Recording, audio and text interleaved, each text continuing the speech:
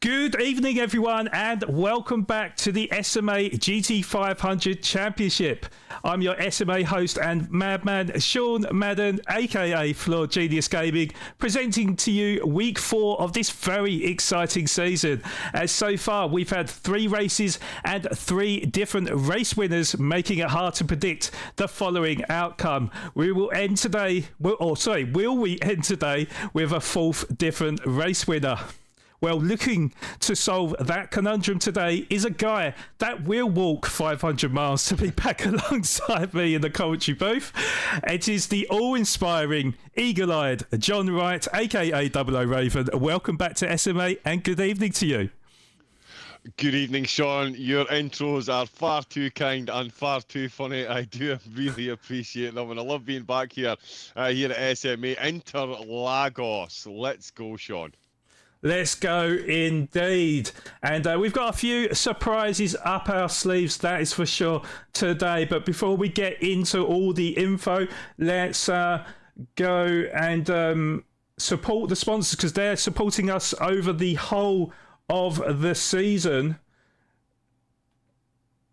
So I think that's worked. SMA is sponsored by Simulator Cave, the haven for all your high-end sim goodies, your number one place for all your sim racing requirements. And it's also linked in the description below as well. So if you want your Fanatec's and your Moses of the world, then definitely go and check out South Africa's Simulator Cave for all those goodies, as well as also sponsored by TGSC Cape Town Golf Academy, the hotbed of nurturing talented golfing students to reach their full potential. And proudly associated with MSA, that is Motorsports South Africa, partnered by the FIA, the only place for GT7 leagues across the nation. And speaking of MSA, hopefully we've got him in the commentary booth, but we have a very special guest here alongside us. We are proud to present to you the chairman of the Motorsport South Africa, Stephen Koenig. Good evening to you and welcome to SMA. Good evening, and thank you very much for having me. Good evening to all the absolute massive petrol heads out in the SMA world and just race fans in general. Glad to be here. Thank you very much for having me. Stephen, absolute pleasure to have you. Sorry, Sean, jumped right over the top of you there. Let me just dive in. It's, my ego. Let's go. But Stephen, obviously president of the MSA. There might be the odd viewer out there who doesn't know who you are. It is quite the extensive CV that you've got. Give us a quick rundown of who Stephen Koenig is, and then we'll get into the MSA. All right. Well, first of all, I'm the chairman of Motorsport South Africa Sim Racing Association. So we're just helping getting sim racing involved with Motorsport South Africa and out into the world of FIA. But short background of me, did a little bit of race commentary in sim racing and in real world. Come from a racing background, started racing at 4 years old in multiple disciplines, from karting, ovals. Pretty much the only things I've missed out is running on 2-wheel action. And family has been involved in running in the northern regions of South Africa, along with building race cars, getting to go door to door with some of the best in South Africa. And I can proudly say I've been lapped a million times by 90% of South Africa. Given that I've done some time racing against LNR, I could probably say the same thing as well, Stephen. But we're not here this evening just to talk about your good self. It would take quite some time. He's one of these annoying people. He's talented behind the wheel. He's talented on the mic. There's just nothing to like about the man. But we're here this evening, of course, to talk about Motorsport South Africa with the newly released, easy for me to say, FIA Article E, really bringing sim racing into the focus, and MSA taking a big step towards supporting sim racers and getting them involved. The Africa Festival was this week, of course. Some sim racing involved in that. We'll start with that, actually, Stephen. How was the Africa Festival? How did it go this weekend? Well, it's not this weekend. It's actually it's coming up weekend. This weekend on Sunday. So Honestly, I'm looking forward to it. And for the first time in nearly 3 years, well, just over 3 years, I finally get to participate in it. But for the second annual running of the Africa Festival, we're also introducing a bunch of new categories to it as well. Previously, it was just a set of course competition on PC, inviting the best of Africa to come and duke it out. We've now been able to open it up to different categories such as karting, which is absolutely fantastic grassroots racing there. We've got console racing on the set of Corsa Competizione. We have got the likes of the PCA set of Corsa Competizione returning, iRacing, rallying. Unfortunately, Gran Turismo, just due to logistics, couldn't be there, but most certainly will be around for the third year of the Africa Festival. And I can't wait to see more and more participating and getting to represent each of their nation's flags on this beautiful continent of Africa. Yeah, it's quite the calendar, an absolute smorgasbord of racing already with the MSA. It's good to know that Gran Turismo 7 will be getting added as well. Obviously, we've got this license system that's coming about. We're looking to fully nationalise, and more than anything, Stephen, give some of these drivers actual national level recognition, which a lot of them do deserve, falling into line with a lot of the motor associations around the world. Give us a quick rundown of the license system at the moment. So the license system we have in place, our e-license is comparable to all national licenses around within our ASN. So if you go and take a look at racing in your national motorsport, whether it be in Formula Fords, Formula 1600s, Dunlop V8s and such, sim racing has the same, but under one price. So club racing to national racing is under one price of 250 Rand. But at the same time, we are having that ability to fall under not only our ASN and Motorsport South Africa, but due to their extension of FIA, there's recognition for the championships that are running under that as well. So SMA is a recognized cup championship, which is comparable to club level racing, which is absolutely fantastic. And the champions of the season will be recognized as MSA club cup champions, and by extension they also get recognized by FIA as part of the South Africa champions around, which is incredible to have. At the moment we do have 2 interprovincial challenge championships that are running, and we're hoping to have more coming 2026. We're going to be looking at national championships, which means drivers in sim racing will be able to race from cup championships, regional colors, and heading towards national colors, getting to wear that beautiful green blazer that only 1% of us ever got a chance to do. And now we're just getting that to have competitors that don't really have the millions and millions to throw in, or the hundreds of thousands of Rand, to be able to race in those. In sim racing, we bringing the cost cap down, making it the most affordable way to be racing here in South Africa, and also following in tow the rest of the world doing exactly that. Motorsport UK has got a system like that. Likes of America, Brazil, Ukraine, everyone now starting to develop a system, and we're trying to stay at the front here on the Africa continent, chasing down the rest of the world, hoping to get ahead of them. But just looking forward to seeing what we can do in Africa against everyone up through the borders. Mainly, I want to beat Egypt. Fair enough. I mean, to be fair, given some of the talent that South Africa has produced behind the wheel of the car, your Addisons, your Minars, the other name is completely dropped. Sherritt. Yes, of course. John Sherritt. You know what? I've been thinking about this all day. I knew his name would escape me. But yeah, given some of the talent we've already seen out of South Africa, I would not be surprised if you're aiming a lot higher than Egypt very, very soon. There's multiple tiers, as you mentioned there. We've got the interprovincials, we've got your club, and then regional and national, and it's quite the calendar of racing. No, sorry, let's go with the other question I was asking first, because you mentioned, the cost cap, because sim racing, It's often, up until recently, it has been slightly looked down on. Now we're getting into the realms where people are starting to realise that it really does take a whole lot of talent. And as you say, it is a very accessible way for drivers to get involved. The cost of getting involved in sim racing is far inferior to the price of real life racing, and we do see some phenomenal progression from the drivers, as well as some absolute shining talent coming through as well, Stephen. Well, that's it. The main thing has been always the focus in motorsport for a long time, long as I've been around, has been thinking about the little guy. Generally, it's those people that are rubbing the two rand coins together to try and make their way to the racetrack. They're not racing in the big stuff. And for a long time, I was fortunate enough to race in some of the bigger things, but also looking back at how my family's been, has always been just focus on the club and regional racing. When I got involved in sim racing, I saw that there's just this absolute love for what we do. And those that are even couldn't quite make it to the track for a variety of reasons, whether it's being just a family person and you've got major bills to follow, first and foremost, the main thing for us is trying to keep it as low as possible, as accessible as possible.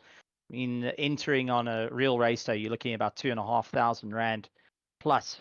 For us, it's 250 rand for the year, and you can go race wherever you like. And we've got incredible talent across multiple platforms, whether it's PlayStation, Xbox X, the likes of PC, across different sims, introducing different sims. I mean, Gran Turismo last year produced some incredible champions that duked it out. Dean Nokia being one of those champions that stepped out of the world of Gran Turismo and carried on his way into PC, but many have looked back going towards console to enjoy the racing there as intense it is.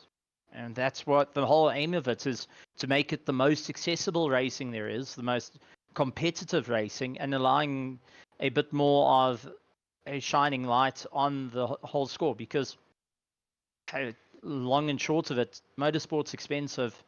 Production is expensive, running a league is expensive, but in sim racing, somehow, I don't know how, the absolute legends manage to bring things down to the most affordable, that drivers can get in for next to nothing and be able to race it out. So with that, they need to be recognized as the champions and recognized by their country as well as others of, listen, keep an eye open, because this is going to be the fresh talent that's going to be moving into motorsport. And likewise, you're going to have guys from motorsports, instead of using sim racing as a tool for training, recognizing it for what it is, competitive racing through and through most. Yeah, it's a phenomenal training ground. You also mentioned as well, I want to quickly touch on this before I go through someone else, but the Tillotson go-karting, another good breeding ground and something that MSA heavily involved with and promoting at the moment as well, Stephen. Yes, Tillotson go-karting actually has been up through the rise here in South Africa, and they've been really getting on the back of just moving things forward. And we've actually very proud that they jumped on board with the Africa Festival to be able to go and race. So people have an opportunity, the winners of the Africa Festival in the go-karting realm, thanks to Tillotson T4, will be able to jump in for a race weekend in a Tillotson, fully paid race weekend, and get back into, get it behind the wheel and go have a go, which we will see some sim races really showing off a tremendous bit of pace. And we've got many more that are coming through. I know SMA has been hard at work in the background with their side, getting a whole bunch of prizes lined up for Gran Turismo. And it's even going and sparking the interest of others, such as our craft manufacturers, even Motorsport South Africa, currently tuned in, going and watching some of the racing tonight, looking forward to seeing what it is. Rashad Montero going and expressing interest, and his son as well, looking into the world of console racing, will be going in future efforts. So it's great to see that more and more people are getting the notice that sim racing is around. It's here to stay. It's the new movement of motorsports and being compared to the likes of actual motorsports. No longer frowned upon and looked down. It's still a long climb up, don't get me wrong, but we're stepping up that game. We're pushing a little bit harder, and with each of the different leagues that are with us, each of the different drivers, getting the talk back from the driver saying, look, this needs to change. We want to make this. I think in the first time in major history in Motorsport South Africa, the rule book was written by sim racers for sim racers, which is completely unheard of because usually it is some lawyer sitting in the office busy drafting it up. This time around, sim racers are saying, this is what happens with netcode, this is what happens with pit stops, and being able to talk more about the sim itself. And it's now being heard by our ASN and also transferred all that information to a higher level of FIA on their goal. I'm going to break the news a little bit. They are aiming by 2027 for a world esport championship that they're aiming for. So hopefully South Africa will be stacking the grid there in multiple different platforms and showing off that we can challenge. I got to say, against the UK, all that we need is just 1 point. And that will do it. Is that it? 1 point? That's not bad. That is not bad. We don't have long left, unfortunately, Stephen. I could keep this going all night. We've got a couple of minutes left. So let's just touch back on the license. Again, MSA heavily backing this stuff as well. As you say, big plans for the future. 7 categories, 300 plus events. You've got Gran Turismo 7, you've got WRC, Assetto Corsa Competizione on there, and the go-karting as well. But all of this, of course, comes through the licensing system. And as you say, that goal to proudly wear those orange and gold jackets. So again, how do we get involved in the license? Where do we go to sign up? And give us another quick sales pitch on the benefits and the potential benefits to the license. So everyone can go and join up at www.msaonline.co.za. It's exactly where you go to register for your actual racing licenses. Go and create your online profile. So once off, you then will be able to join the association. So you click join club, you go to Karting Northern Regions Sim Racing Association, click join, you'll get accepted. You go and hit the purchase a eSIM license. They've got it there. It's for 250 Rand, and you'll be able to then participate in these amazing championships that is being put on with Motorsport South Africa in association with the league. So the leagues are getting to govern a lot of the rules, and we do have Motorsport South Africa being a part of it. The fantastic part is anyone participating in the championships, like what we're seeing with the Gran Turismo, they will be going for a cup championship this year for 2024 of Gran Turismo, which is incredible. I'm looking forward to seeing it. Plus, that also doesn't just mean the pros get it, because we got to love our pro-ams and our ams that are racing, so you're all recognized for your classes as well. So pro first, second, third, pro-am first, second, third, and am first, second, third. So there's always a reason to go for it. It also allows you to go into other championships and be a part of the incredible efforts. If you're interested in racing for this weekend, it's 250 Rand for the year's license, or if you wait till to Wednesday afternoon, we're going to have our one-day event license, which is specifically for the Africa Festival. It will cost 50 Rand. You get to participate in as many categories as you would like, such as ACC Kart Racing Pro in the Tillotson karts. It means you also can go for the prizes and show whether you're the fastest in Africa. But I highly recommend getting the year's license, sticking in with the championships that are around, and heading forward. When this is all going absolutely incredible with SMA, you're going to be seeing SMA moving from a cup status to a interprovincial challenge status. So wow. You win interprovincial twice, and so one year, you land up getting your regional colors, which at current has never been done in sim racing, and heading towards 2026, 2027, we're going to be fighting it out for the beautiful green jacket, going for our national colors. So nice. There's always the fun for it.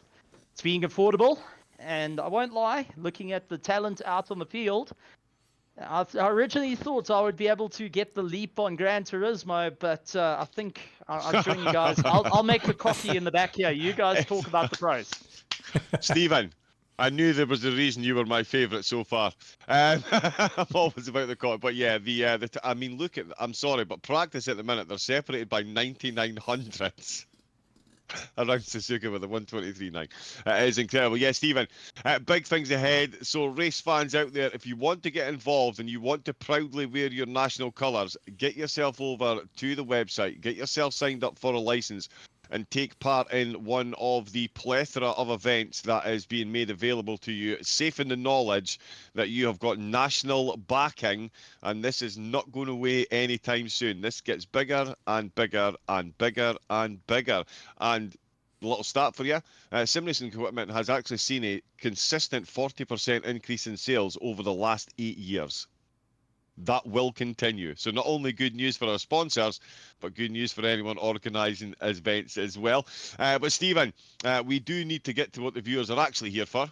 Some side-by-side door-banging racing around Interlagos, my good man. But thank you hugely for your time. We'll hopefully get you in again sometime soon, I'd imagine, for the SMA Cup.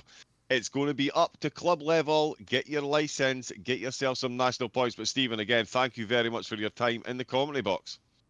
Thank you very much, guys. And everyone, please make sure, hit the subscribe, hit the like, and go to the SMA Discord, be a part of the amazing. And also, just a huge round of applause for our commentators going and doing it. I'd love to have you guys. International voices, been doing quite a bit, been listening to you all the time.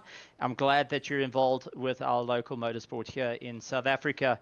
But everyone, thank you very much for joining us, and please enjoy the racing, enjoy SMA, enjoy the Gran Turismo, and as I always love to say, for those that are on the YouTube, good morning, good afternoon, good evening, and good night, everybody.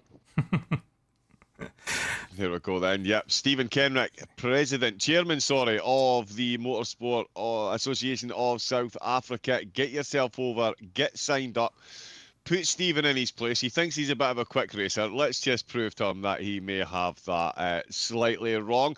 Sean, I hope you didn't have any questions because I just completely took over that whole interview there. My apology. Well, I'd say sorry, but I probably wouldn't mean it because that was, Stephen, absolutely fascinating. So I dived all over the place there, Sean, but it is back to get over to MSA, get signed up, and of course get signed up at SMA as well. As you just heard, the cup competition's nationally recognised. Okay, it is your chance. Get in on the ground level and get yourself over there. Sean, let's go on with tonight's Interlagos race, shall we? I think I'm taking over more than enough. As I knew you would, John, but it's all good. And thank you so much to Stephen for giving us all the facts and figures that we need in the SMA, and thank you for his time as well. And yes, let's discuss the race for today. So, John, take it away. And, where are we at? Well, I think you already said that, but explain about tonight's race. Indeed. Anyone that has seen the original calendar would potentially be expecting Fuji. Unfortunately, due to power-saving efforts, no round last week. So Interlagos has been moved to this week. It is the GR2 2008 models once again at the SMA GT 500 Championship.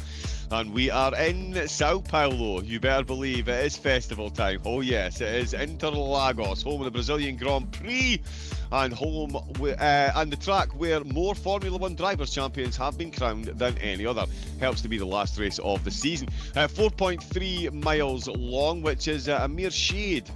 2.6 miles long, the current track. Originally 4.9 when it was built back in 1940. We've got 13 corners, of course, 5 to the right and 15 to the left. It is an absolute tyre-munching treasure. Drivers are going to be on the ball tonight. It is a 10-minute quality session. We're going to have a 35-lap race. All the tyres must be used tonight, the hard, the medium and the soft. The drivers probably be a bit grateful for that, given the way the softs will go off so quickly through this. We do have a grid start with a false start check enabled. And as I say, all the tyre compounds are mandatory and need to be used at least once. There is tyre wear of ×4, so don't worry, there is still a bit of jeopardy for the drivers on the soft, and fuel consumption is at ×4 as well. We're going to see the 08 cars once again. That is the Nissan GT-R, the Lexus and the Honda NSX. That should be renamed Car Carrying Killer. That one is a whole handful to drive. So we're going to see strengths and weaknesses brought out from all the manufacturers, and it is going to be an absolute tyre burner for the drivers.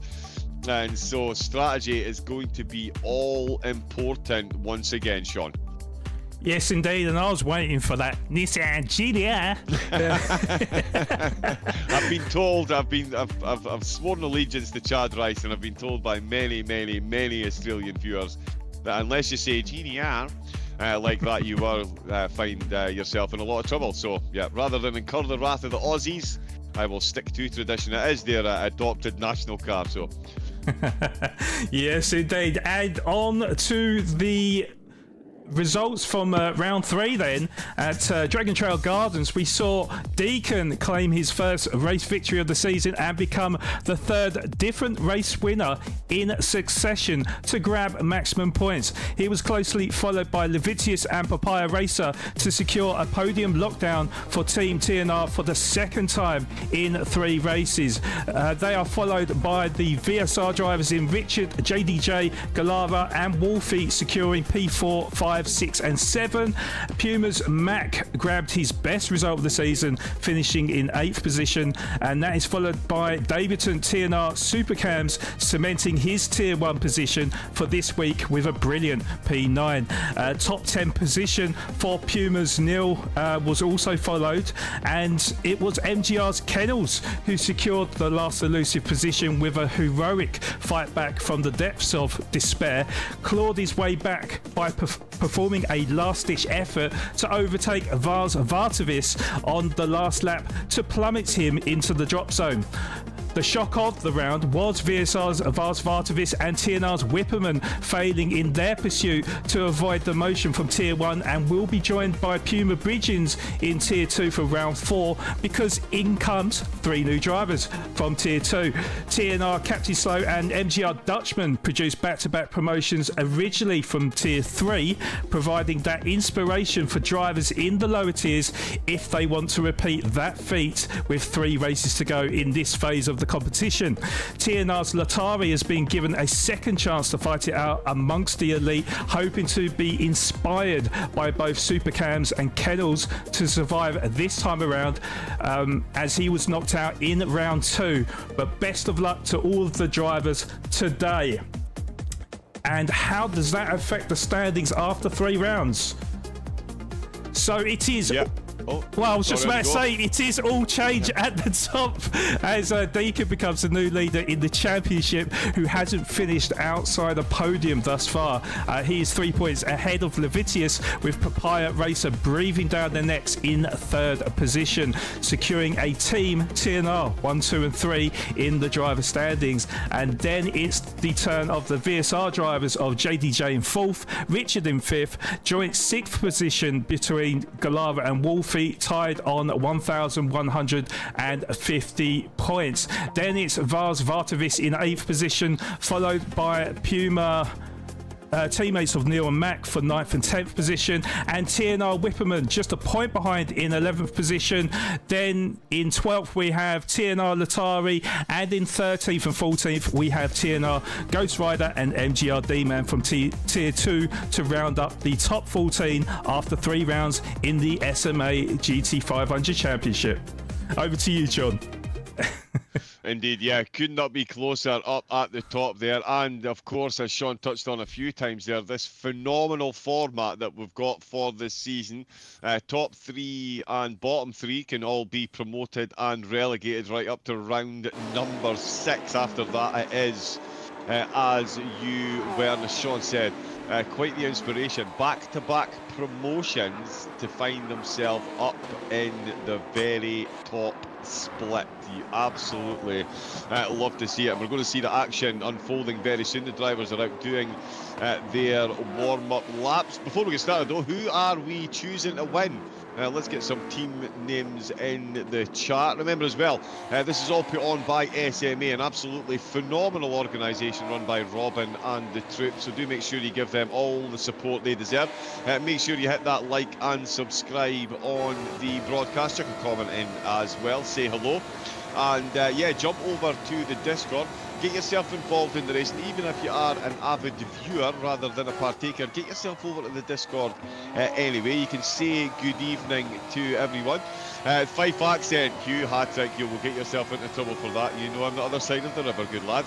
But good to see Hugh and Kennels in the chat. I've got Levi in the chat as well, as Dutchman pulls into pits because he went out on the wrong tyres.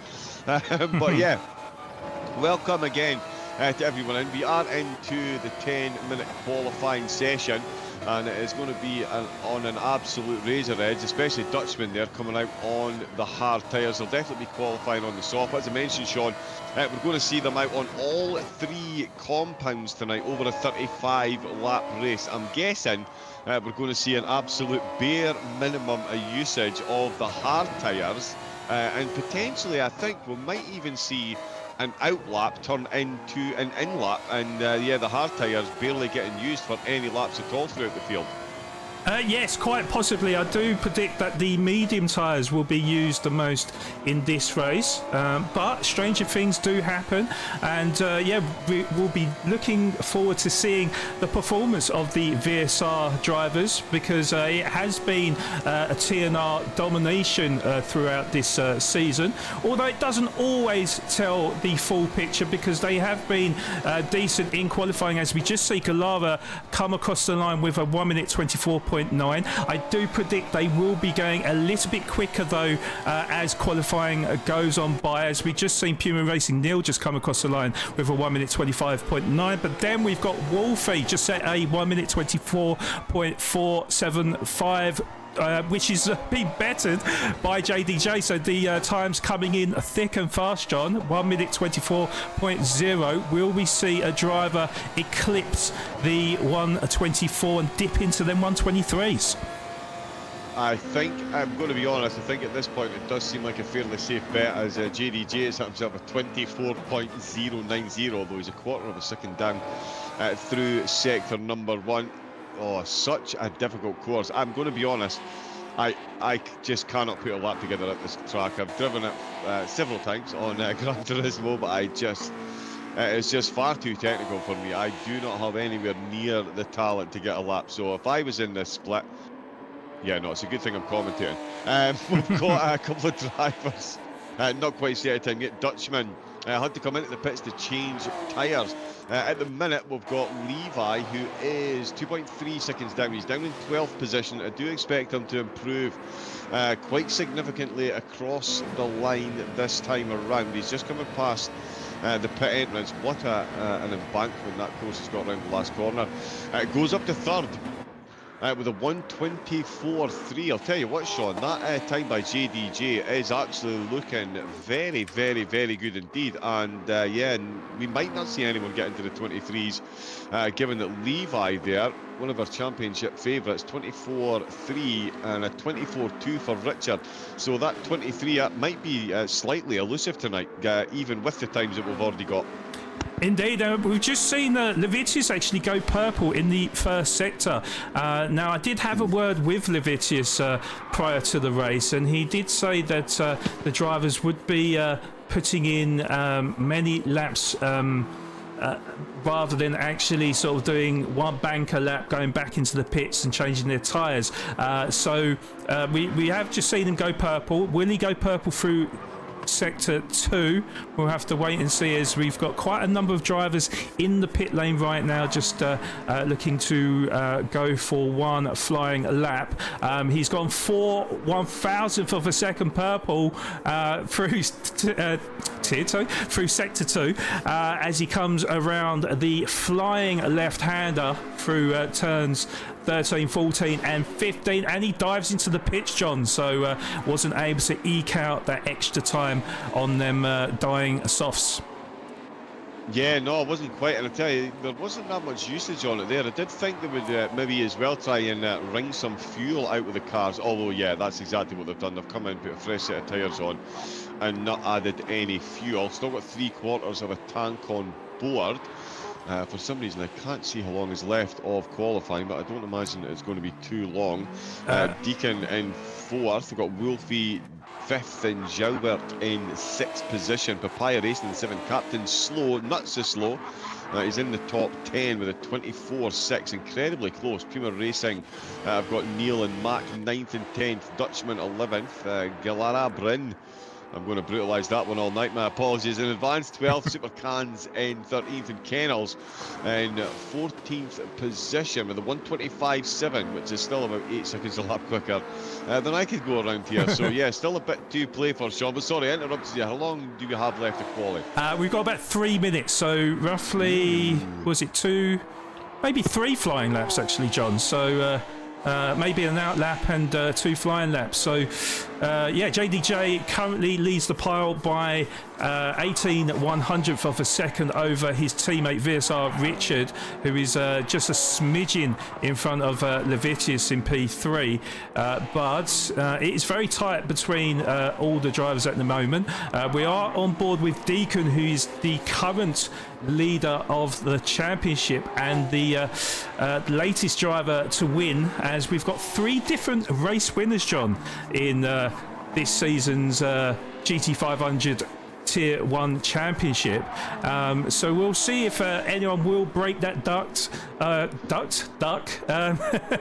or maybe it'll be one of the usual boys. We'll have to wait and see. But we are on board with him now. He's currently in P4. He's about to set his first flying lap on these new tyres, and as I'm waiting for the time to come up, he does go 1.5 tenths quicker, moves himself up into P2, 7/1000th of a second quicker than VSR Richard, John. Yeah, absolutely incredible time. I was just about to say the fact that we've had 3 different runners is a testament to the strength of competition. That accentuated by the fact that championship leader is 7 thousandths ahead of Richard in 3rd, who is 28 hundredths ahead of Levi in 4th. They've got almost 2 tenths back to Wolfie there, but they are all going quicker and quicker. We've got quite a few people in the chat. Robin's in, Kieran is in. Let's go TNR boys. Weg is Weg, says Sir Mags. JDJ, rugby, MMA and more.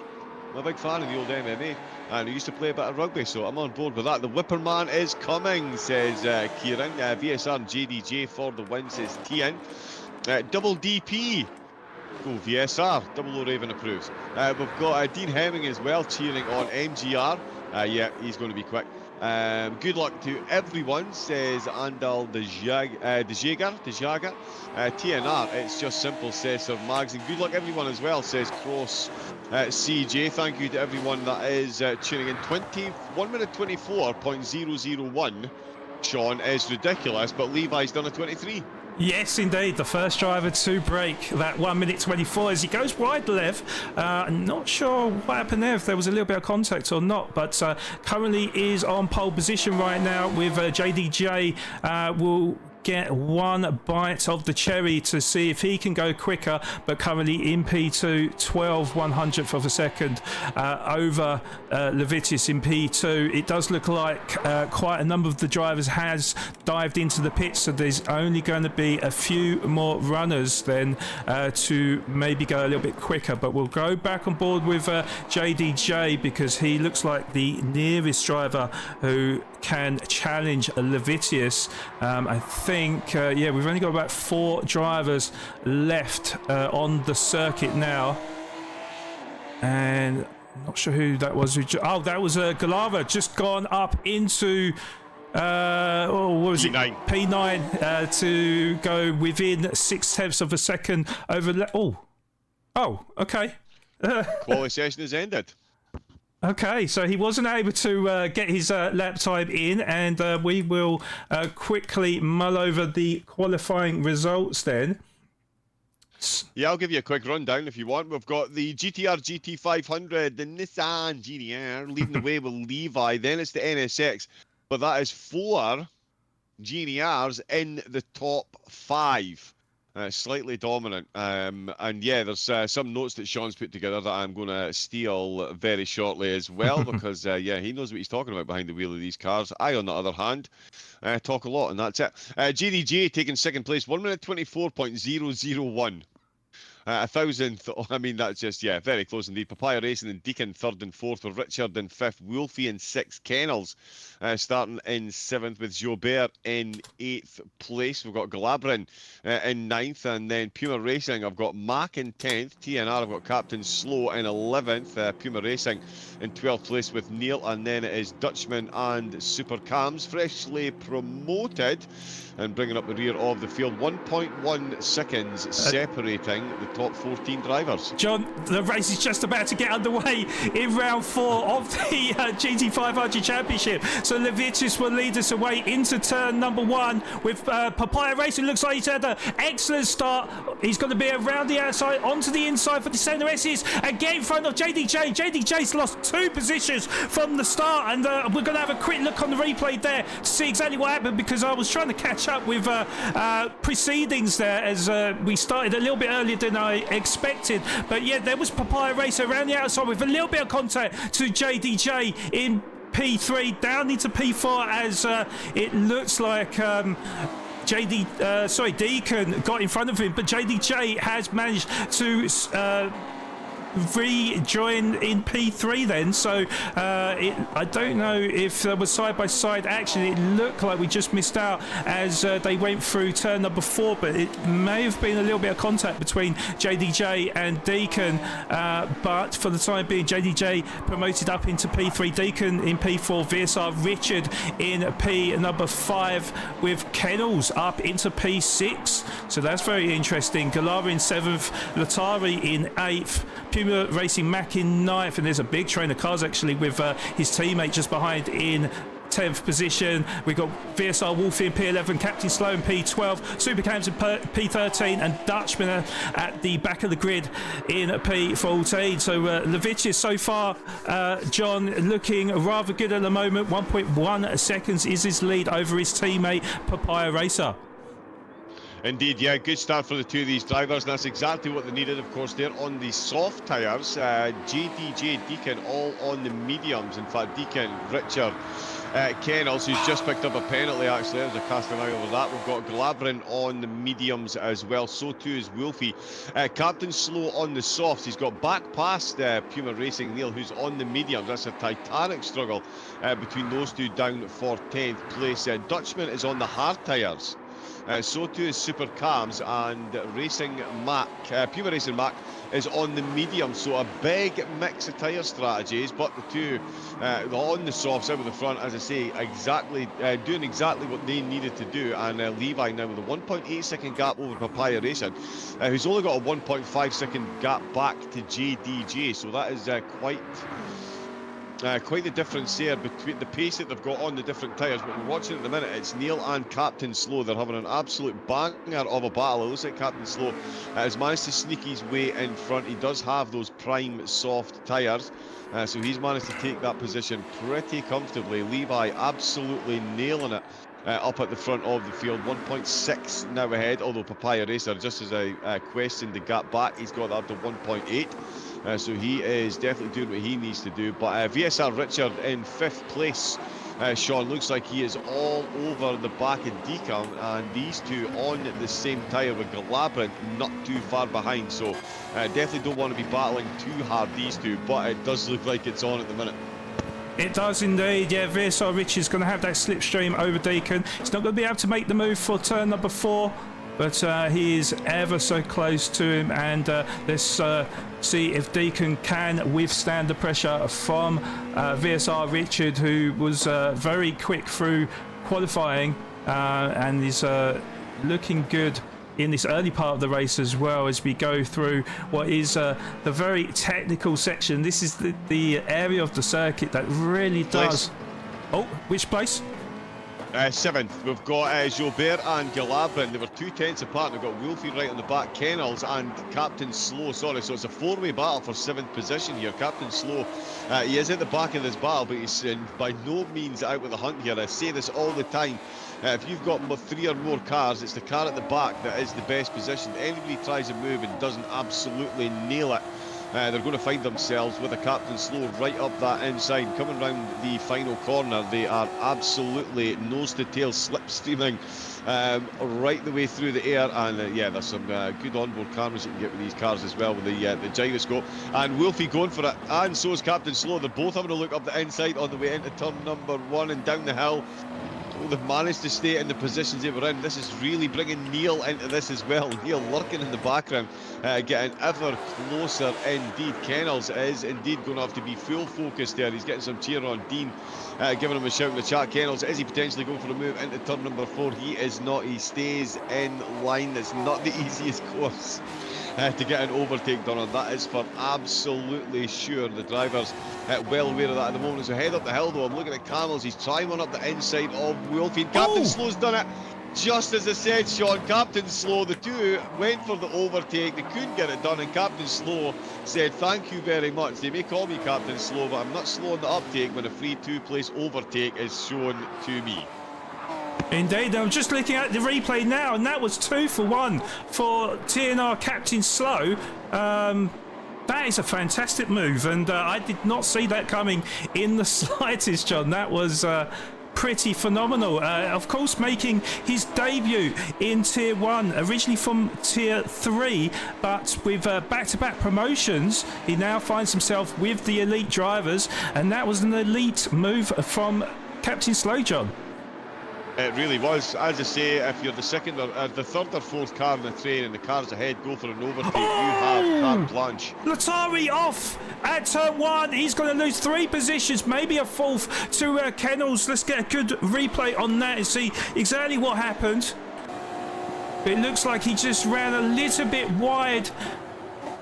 Oh, in fact, to be honest, that was good sporting gesture actually from Latari there, because it looked certain he was going to go into the back of the driver in front of him, but actually manoeuvred out wide to get onto the grass, which is unfortunate, but avoided a big collision to lose a few positions there, John. Indeed, yeah, and he might be about to lose one more as Neil.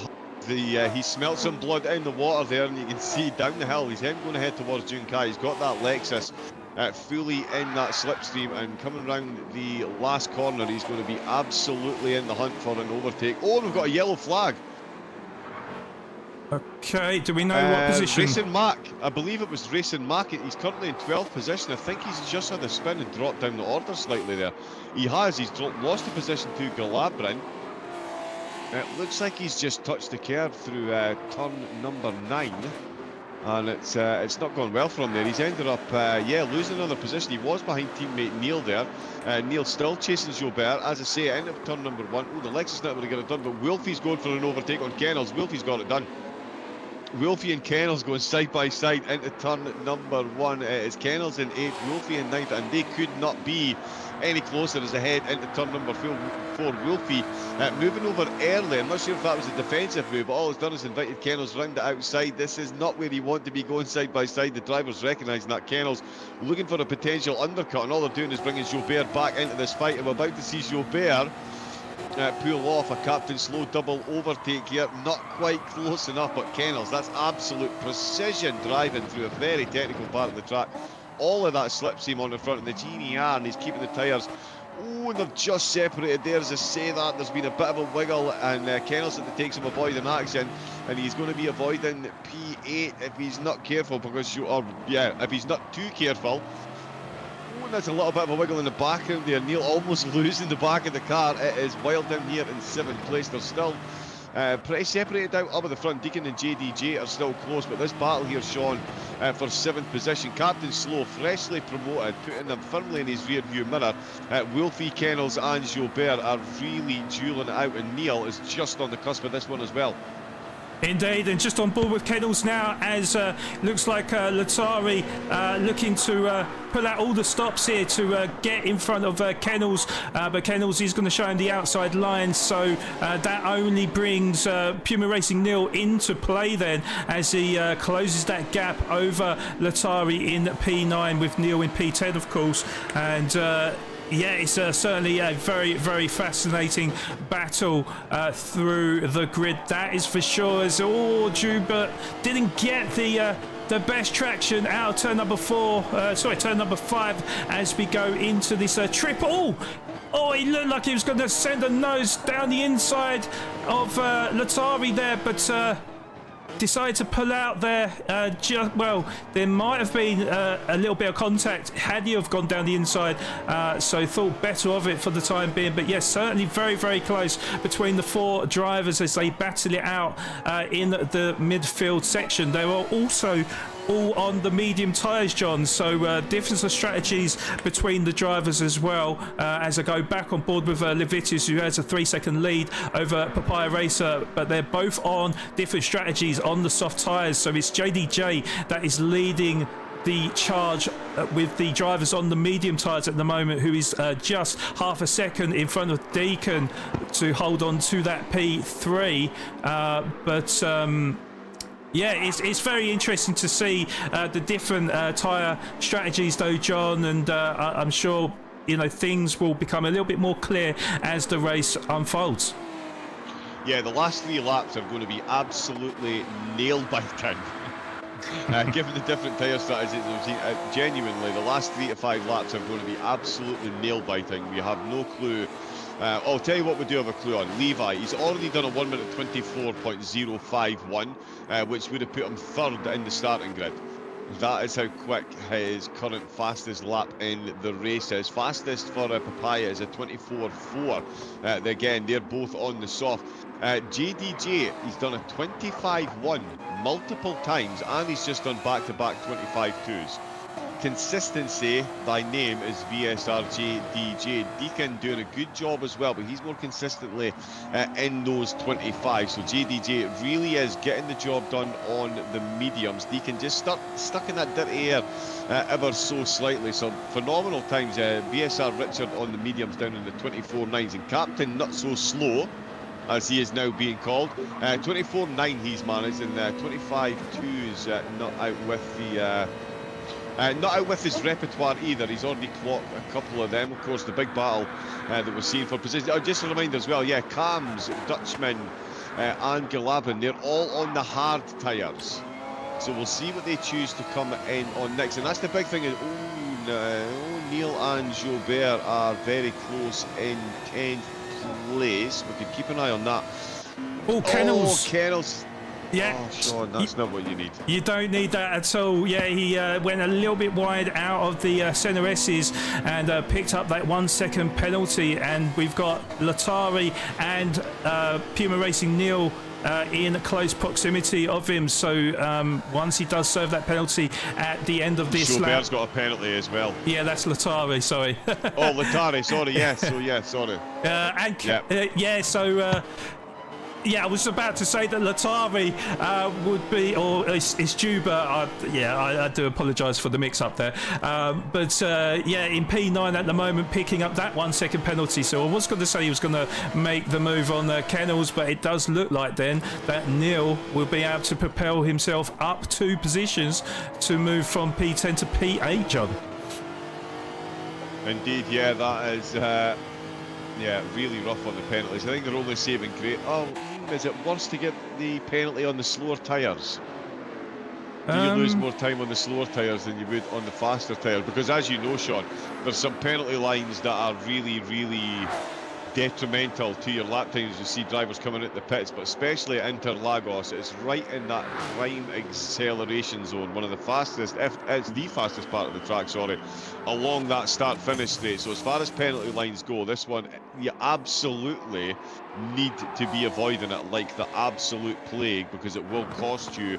I mean, a 1 second penalty is going to cost you effectively 2 seconds, which, is playing out at the moment as Kennels and Neil are battling hard, and Mark and Cams are now 5 seconds behind. Cams has picked up a penalty. Oh, Sean, they're not paying attention to those track limits. That is going to be costly.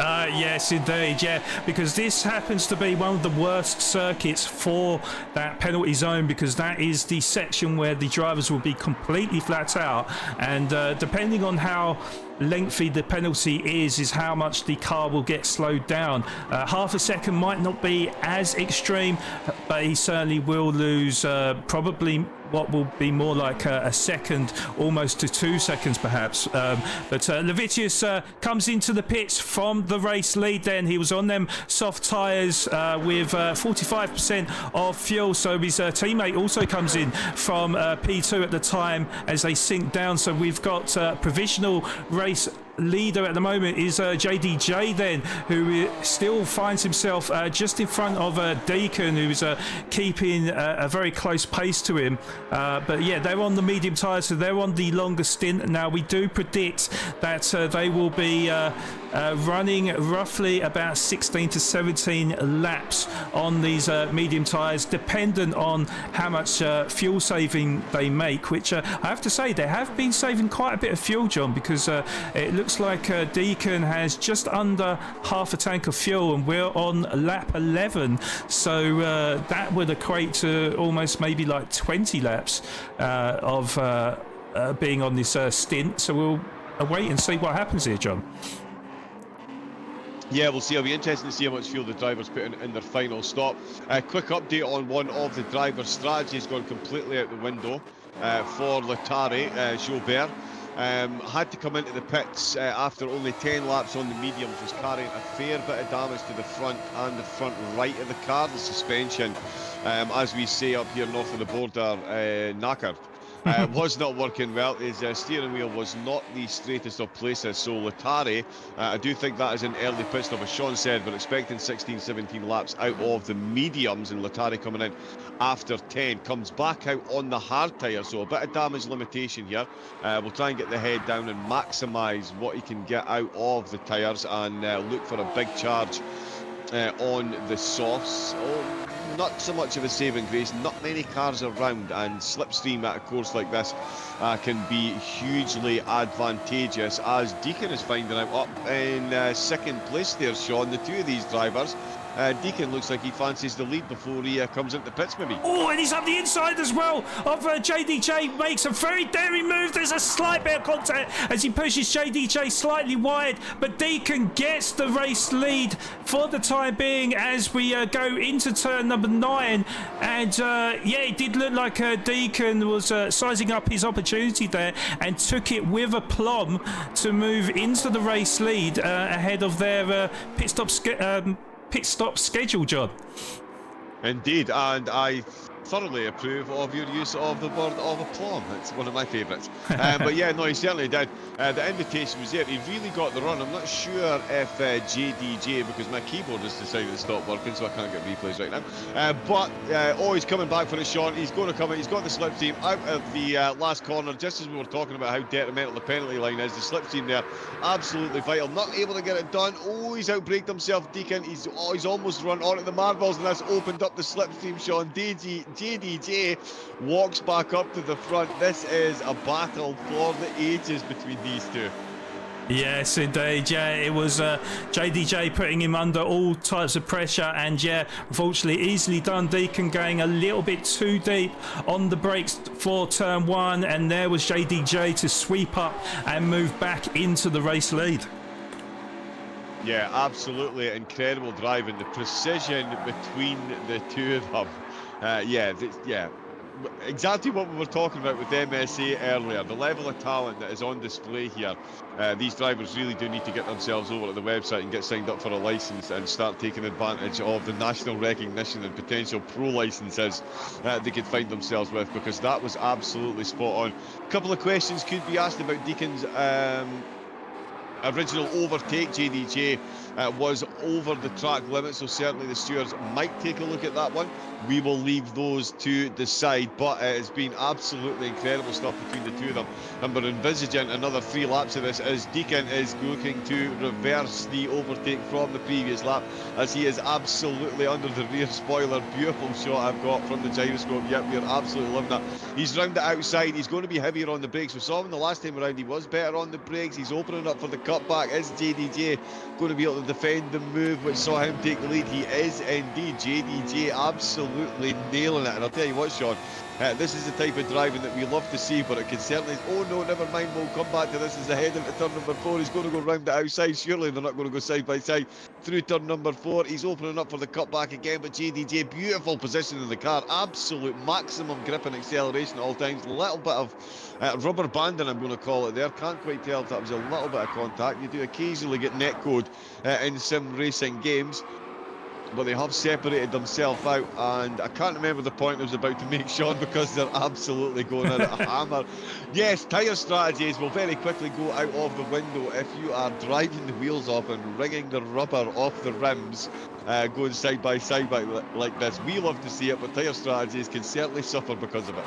Yeah, and it has introduced VSR Richard into the party as well with all that battling, because the gap has come down to about 1.5 seconds to Deacon, who holds that P2 at the moment. But is Deacon going to have another run at JDJ? I suspect he might be a little bit too far behind, but that slipstream is very, very strong down the straight. I think he will just be giving a gentle reminder to JDJ that he's firmly in this fight. But yeah, certainly the gap between Deacon and Richard has come down to about 1.2 seconds. And looking at the tyre wear, actually it's quite interesting. JDJ has got the better grip, or the tyre degradation, over Deacon and VSR Richard right now, who currently leads the race. So all that fighting has really hindered Deacon's strategy, I feel. Although, as I said, John, I'm very impressed with the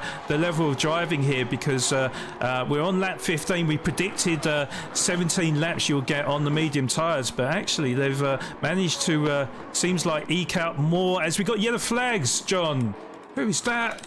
Yes, we do. I think it's Latari. Yeah. I was just doing some tyre watching. Yes. Oh. Yes. Yeah, he spun out on the sharp left-hand hairpin, which can be easily done. I think he ran over the curb, and unfortunately, it kicked out the rear of his car, I think. But I thought the top two were coming into the pits there, John, for a second. But VSR Richard does come in from P3 though, with 19% of fuel, and decided to maybe try the undercut over the two drivers in front of him. So it does mean that Wolfie has moved up into P3, Neil into P4, Kennels up into P5, and his race definitely going from strength to strength right now, as Richard is sinking down with Levitius now up into P6, and Mac in P7 with Papaya. Oh, hold on. So, because Mac is on the wall medium tyres and Papaya Race is on the fresh mediums. Yeah, fresh him and mediums, Levi both got medium tyres on, so they'll be doing their final stint on the hards. Yeah. So they will effectively be potentially the slowest drivers. It all depends really. JDJ and Deacon, they've got a choice here. They can put the hards on now, or they can put the softs on and try and get right back into the hunt. I wonder if they would have, I mean, potentially they could be listening to the broadcast. I struggle to do that. We better say good things about them then. yeah, exactly. Yeah, we better be nice. But yeah, so if they've got any way, no, they'll have seen it on the timing tower that Levi and Papaya have come out on the medium, so they can now take that into consideration when they decide what tyres to go with. Get the hards out of the way and have a strong finish on the softs, knowing that the race leaders are going to be on the hards, or do you just match them hards for hards and go and get yourself a soft stint in and try and build up a lead? It's certainly looking interesting for Papaya Race. They're trying to get past Mac at the moment. The two of them racing away. We do have Kennels, I've just seen, coming into the pits. He's down to 3 litres of petrol in the petrol tank. So he's left that one very late indeed. We'll see what he does as far as tyre strategy go. JDJ and Deacon are going to have separation anxiety by the end of the race, I would guesstimate. 0.6 of a second still separating the top two, and it looks like they've got just under a lap of fuel left Oh, and it looks like Papaya Race has got a good run on Puma Racing Mac. Then Mac is going to take the inside line, which is the optimal line for turn number 5. But Papaya Race, I've seen him do it before, and he makes the overtake before we even got into turn 5 to move up into P6. So a very opportunistic. I can't even say that. I can never say that word, John, for some reason. But yeah, he really took advantage there and has moved himself up into P6. Maybe Mac thought, do you know what, this is not my fight, as he's on the more worn medium tyres, so perhaps made Papaya's life a lot easier, I would say. But even so, it was a very brave move from Papaya Racer, and good respect between the two drivers as well, as we see the race leaders come into the pit, John. On-track leaders coming in, JDJ and Deacon. I did think they would be in on this lap. Wolfie pulling in as well. He got the runs fully run down on rubber. And Neil talking about some fuel saving. He is still out. He's got another lap to go. So that's going to leave Levi in second place. Papaya Racer will retake third position for the moment. VSR Richard crosses the line. He has come back out on the soft tyres. So he's going to go past a couple. Oh, and we've got a split in strategy, Sean. Deacon on the hards and JDJ on the soft. So JDJ joining the top 2 on the hards on the last few laps. On the last stint, Deacon, though, is going to be on the softs. That could be a very astute move by Deacon, given the pace and the ability that we've already seen from him tonight. Actually, it's the other way round, John. So Deacon's on the hard tyres and JDJ's on the softs. Yes, so that's what I'm saying. So on the last stint, he's going to be on the soft and everyone else is going to be on the hards. Okay, gotcha. Yeah, okay. So, yeah, no, definitely. So, to be honest, with Deacon Strat, I would say that would normally be the better Strat because... the reason why I say that is because as the fuel depreciates, basically there's less wear on the tyres, so being on the softs, being the optimal grip and the fastest of all the tyres, it will be beneficial for the drivers to actually use that to its absolute maximum. So yeah, it could be a very, very clever ploy as Neil comes into the pits from the race lead, or provisional race lead, because Levitius is now the official race leader now, with a very comfortable lead over Papaya Racer. It's 7.1 seconds, but Levitius on slightly, no, actually pretty similar tyre wear with Papaya Racer, actually with less fuel than Levitius. So he's having an absolute dream race as we cross the line to start on lap number 19 of 35. Then we've got VSR Richard in P3, who is 9.6 seconds adrift of the race leader Levitius, but he is 2.4 seconds behind Papaya Racer, but he is on the soft tyres, so you will expect him to start closing the gap to Papaya Racer and really bring the fight to the TNR drivers in front of him. And then we've got JDJ in P4, who is also on the soft tyres, but a fresh bill of soft tyres in P4, 2.6 seconds behind Richard. So if he can keep this kind of gap to Richard, John, you would think that the race will come back to JDJ and catch up with his teammate. Indeed, yes. I was on mute there a moment ago, and I didn't want to interrupt you when I thought you'd interrupted me, but no. Yeah, so the tyre strategy and the fuel, it really has come to the forefront as we expected. The drivers having to use all 3 sets of tyres, and we've seen all 3 sets used right from the start. So a big mix. We've got Joubert down at the end, but as you say, yeah, Richard up there in third place, got a good chance now to close the gap, and he is certainly doing so. He's just on a 1:24.1. Nice. Which is only a 10th slower than the fastest lap of the race so far. So that's the type of pace that Richard has got. If he can keep banging in the 1:24.1s, he is certainly going to give Levi a run for his money in the closing, on the closing lap. But they're all these drivers at the top 3, all going to be top 4, all going to be on the hard tyres on the final stint. If I was a betting man, I would have a cheeky little side bet on Deacon right now. He's only 15 seconds down on the race leaders. He is on the slowest tyres, still holding 5th position and maintaining a 3.5 second gap back to Captain Slow, who's out on a set of well-worn mediums at this stage. So he's going to be coming in for a tyre change in about 7 laps time. We've got Neil down in 7th on a fresh set of hards. Oh, Wolfie's got a bit of damage. Oh, okay. And he's just out on the soft tyres, Sean. That is a strategy killer right there. This is literally now, with 15 laps to go, this kind of puts him in damage limitation mode almost, because fresh set of tyres but carrying that damage. Worst possible scenario. Prime tyre, damage on the car. It's a rock and a hard place. You can't afford to come in, but you are going to be losing time, and Kennels is making up about 0.2 a sector. Oh, Wolfie's in trouble here, I think. I like what you did there with the damage limitation line, I have to say. Thank you very much. Thank you. You're all week. Tip you about this. But yeah, certainly, yeah, you do bring up a good point there. And yeah, VSR Richard really closing that gap now. You can see it visibly. The gap is down to roughly half a second and closing. So yeah, VSR Richard, definitely a man on form. He's absolutely flying out there. The last lap was a 1:24.7. Papaya's last lap time was a 1:25.4. And yeah, I would imagine if VSR can get Richard can get a good run on Papaya Racer, he'll be looking to make the overtake stick by the time we get to turn 1. So we are just about to end lap number 21 onto lap 22. Papaya Race is going to take that inside line, but VSR Richard's going to try and hang it around the outside. Oh, I think he's made it stick, John. Yes, he does.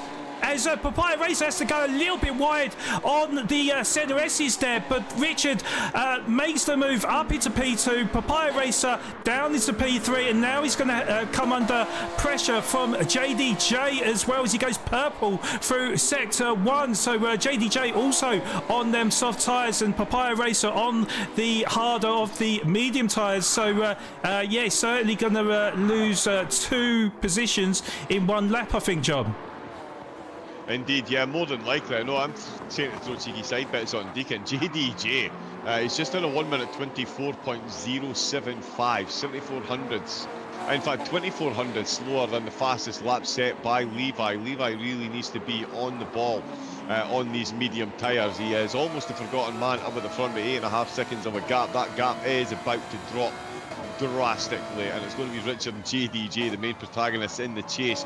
JDJ was on for a 1:23 lap there, but he's got himself on the back of traffic, and Papaya Racer is about to lose the 2nd position for this lap. The softs, oh no, he's popped back into the slipstream for a bit. The softs really do have that much more grip into every corner. Oh, he's gone early up the inside. Papaya Racer trying to squeeze him onto the inside to make it as difficult as possible, and JDJ's on the back right out of it. He's gone for the send up the inside, beautifully on the curbs, gets the job done. JDJ makes his way through. Not only that, Sean, he's within 0.3 of a second of Richard. So yeah, Deacon, JDJ, I think he heard what I was saying about Deacon. Hold my beer, here I come for that 2nd place. Yeah, and that was certainly a great move from JDJ there as well, because Papaya Racer didn't make it easy for him, but JDJ with the better of the tyres was able to make it work, and he timed his move to perfection there. Certainly timed his braking to perfection, and yeah, certainly JDJ all over the back of his teammate now of Richard, and as we mentioned, them soft tyres starting to fall off a cliff for Richard, with JDJ with better soft tyres. So we will expect JDJ to make the move on his teammate, and I would imagine Richard will make JDJ's life a little bit easier as well, being teammates, but JDJ certainly all over the back bumper now. He's got that slipstream, and I do expect him to make the move on his teammate as we come across the line to finish lap number 23 of 35. although Richard actually shows him the outside line there, but no, he does let him through there. So Richard doesn't lose too much time there, and it doesn't affect JDJ's race either. So JDJ now promoted up into P2, and he's 8.3 seconds behind Levitius, who is the race leader right now on them pretty worn medium tyres. So I do suspect Levitius will come into the pits in the next 3 to 4 laps, I think, John. Yeah, I think so. His lap times have been incredibly consistent as well, as you would expect from Levi. 25.4, 25.1, 25.3, 25.1. Even did a 24.9 on the medium. So his fastest lap of the race is definitely under threat. But fastest lap on the mediums is certainly something that Levi could well be taking home with him. And maintaining that gap through a couple of sectors there. JDJ, the VSR team, hunting in packs, trying to catch up to Levi there. Sean said he's going to be in the pits within a couple of minutes. Oh, he's lost a bit of time on that one. Oh no, sorry, he's 1.2 down on his fastest lap, but he's on the medium, so that makes sense. VSR Richard Papaya Racer now in 4th place. Deacon, who's on the hard tyres, only 7.3 seconds down on Papaya Racer. He's going past some blue flags there. That's Latari down at the back, completely off strategy. But Sean, we'll have to give some praise at the minute to 6th position. It is Captain Slow, as you say, back-to-back promotions up into the top tier and well inside the top 10. One of the things that you and I talked about, certainly, before the start of the first, or during the start of the first broadcast for this incredible series, was the potential to see meteoric rises and some names coming from further down the ranks and really bringing the fight to the top tier. And Captain Slow at the minute, he's certainly not living up to his name, because he's definitely not slow with 6th place in this field. It's not too shabby. Yes, indeed. Yeah, we was giving nicknames through the races, and certainly, John, you nicknamed Vars Vartovis as Thanos. Well, I have to say, with TNR Captain Slow, maybe we should start calling him Pegasus, because he is absolutely flying. But you like that one? Yeah, good. I did. Yeah. Very good. But some people that we haven't given any praise for is some of the drivers towards the back of the grid. Of course, it is 11 drivers that will survive the drop for the next race, and currently holding that last position is Supercams, who is 4.8 seconds ahead of Dutchman, who is making his debut. He's also one of the drivers that made back-to-back. Richard in the pits. Oh, Richard in the pits. Okay, that's an important one. So we'll get out of fuel. 6% he had, but it was low. Yeah, it was low, flashing red. So no more laps on the softs for him. So that's going to be a big change up at the front. That puts JDJ up into 2nd place, and the 2 teammates, and that's always a good thing as well, about having your teammate on track. If you're working together, you can try different things on the strategies and try slightly different things on the strategies with the idea to benefit and see, like, we're not quite sure which strategy is going to work. We'll tell you what, we think this one's good, we think this one's good. Pick one each, and let's see what's happened. They didn't hinder one another either. Nice little slingshot across the start-finish line for JDJ to take the fresher soft tyres up into 2nd place, and alliteration too far, it would appear. Levi doing incredibly well, though. I mean, we're talking on the last lap there, 1 minute 25.3 on the softs for JDJ. Levi with a 1 minute 25.4, and did do a 25.3 the lap before, so he is currently matching JDJ for pace. So again, JDJ was threatening to take the fastest lap of the race on the soft, but Levi at the minute, Sean, it's an incredible performance once again from Levi up at the front. He's on the mediums, and he's matching pretty much JDJ to within a 10th or 2, who's on those prime soft tyres. It's just precision stuff from Levi up at the front. Yeah, Levitt is certainly the king of tyre management. And he will have to serve the hard tyres as his last stint, but if he can maximise the mediums as much as possible and also manage the fuel as well, that's quite important too, as he's got an 1/8 of a tank left, so we are talking roughly 12% of fuel. So So yeah, if he can eke out a couple of more laps out of them medium tyres, that means he won't have to spend so much time on the hard tyres, which are pretty horrible, let's be honest, in these powerful machines that these drivers are driving right now. But yeah, he's doing a fantastic job and really keeping the gap over. Battle for ninth. Oh, yeah.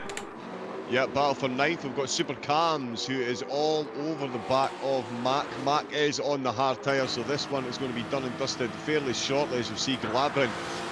No, Glabrin in the pits. Someone else, the Dutchman's just come out of the pits. No, he's not.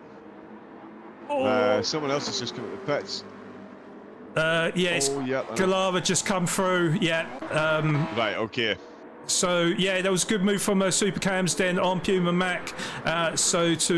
For him to move up into P9, Mac down into P10 with Latari all over the back bumper of Mac, actually a lap down on him though. I'm going to interrupt again. I'm not even going to apologise. Deacon in the pits with 3% fuel. Captain Slow in the pits with 1%. Papaya Racing into the pits with 6%.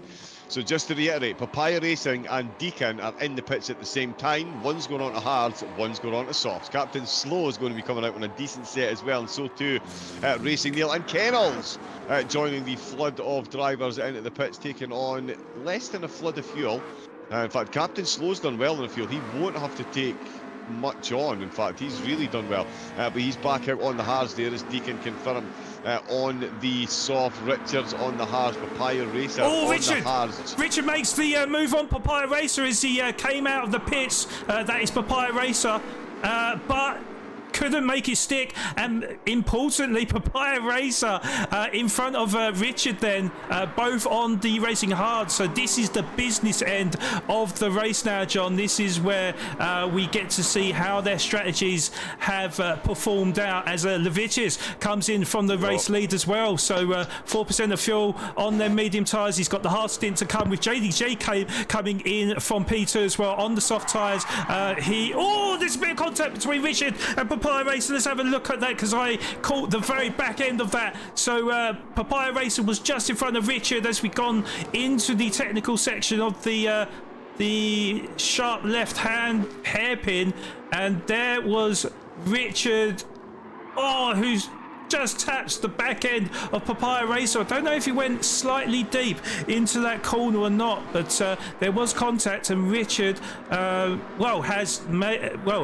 Richard initially moved up to P3, but Papaya Racer looks like he's let him through to reclaim that podium position. JDJ's on the pit exit. He is out of the pits. He's been released and he is ahead. The top four then on the slowest tyre available. And here comes Deacon. He is 18 seconds behind the top group. He's got 6 laps left, to work his magic, and he is about to start setting some personal quickest times, judging by the telemetry that I'm seeing here. Levi's come back out the pits with an 8.3 second gap. Just incredible. And more importantly as well, at the minute, this Deacon really is on a charge. He's only 3 points ahead of Levi in the standings. So Deacon wants positions. He's on the prime tyres. I hate to say it, but we're either going to see a podium for Deacon or a penalty, because he is going to be absolutely pushing to catch up. Papaya Racer's picked up a 1 second penalty.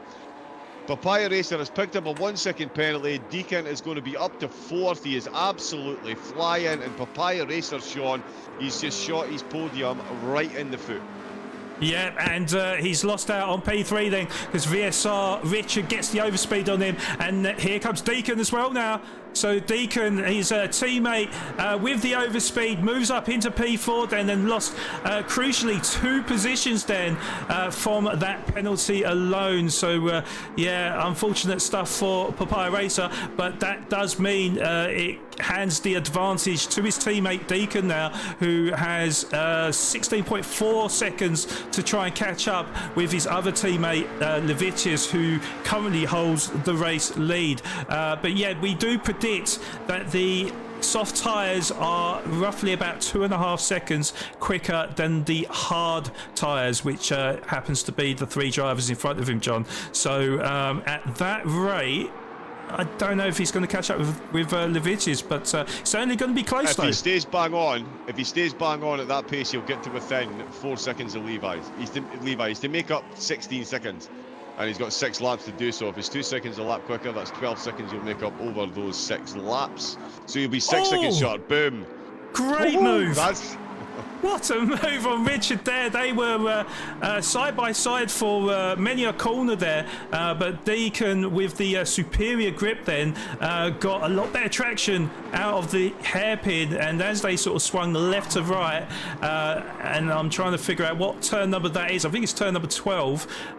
Deacon made the move on Richard and propels himself up onto the last step of the podium, John. So yeah, he's managed to get 2 positions, just needs another 2 more. Indeed, yeah, he's absolutely flat. In fact, he's got 2 so far. I'm looking at JDJ just now because I'm checking out his lap times. Data. Although Levi 8.8 seconds ahead, so the battle between him and JDJ is pretty much decided because Levi is on the hard tyre, so is JDJ, and Levi is making time. Deacon is also making time, and he knows exactly how to use that grip. The other drivers, they know he's going to get the overtake done. They don't have to make it easy for him. They'll put him on the more difficult line. He's got the more grip.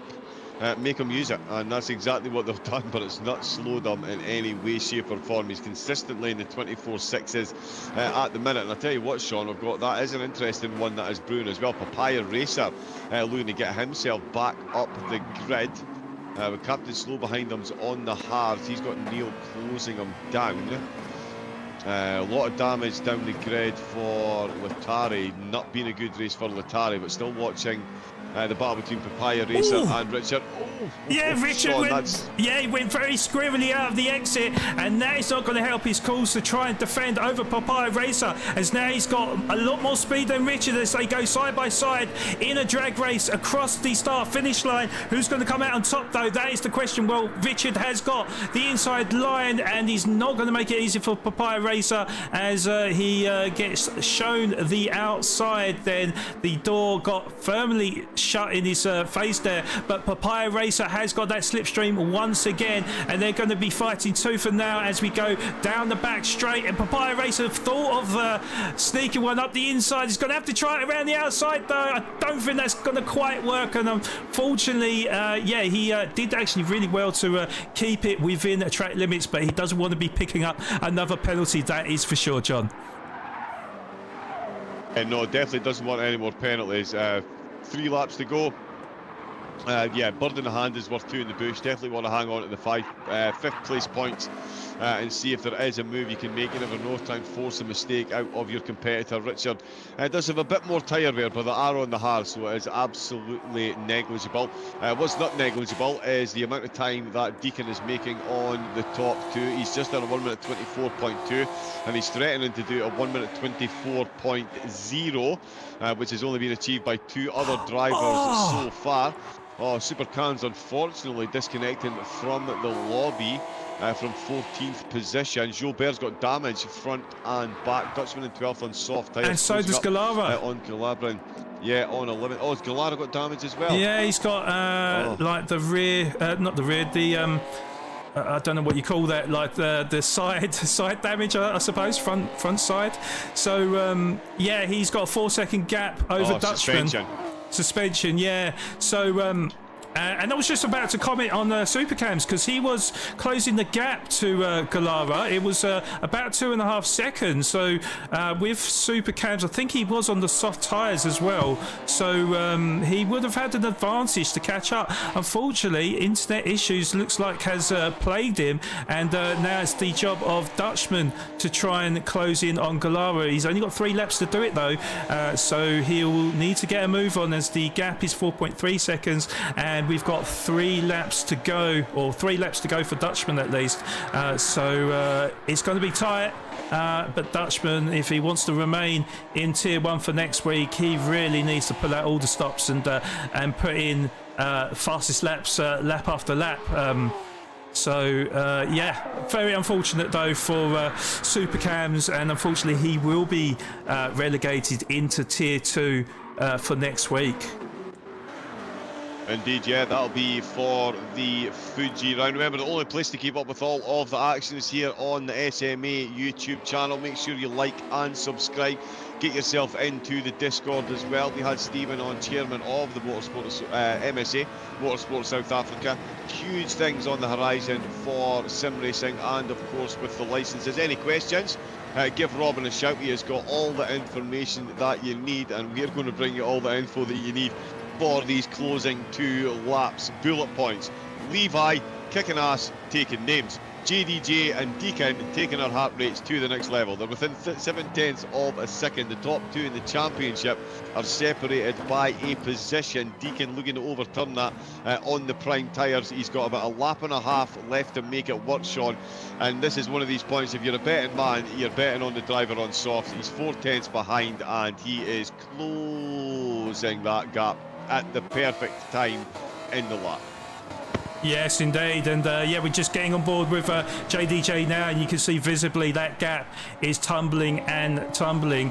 And yeah, Deacon now within a couple of car lengths behind. It's 3.5 tenths down on JDJ. It's going to be interesting to see their braking points between the softs and the hards as we go into turn 1. But Deacon has got that slipstream, and he is looking to apply that pressure, and as he sweeps down the inside, and it looks like he's made it stick.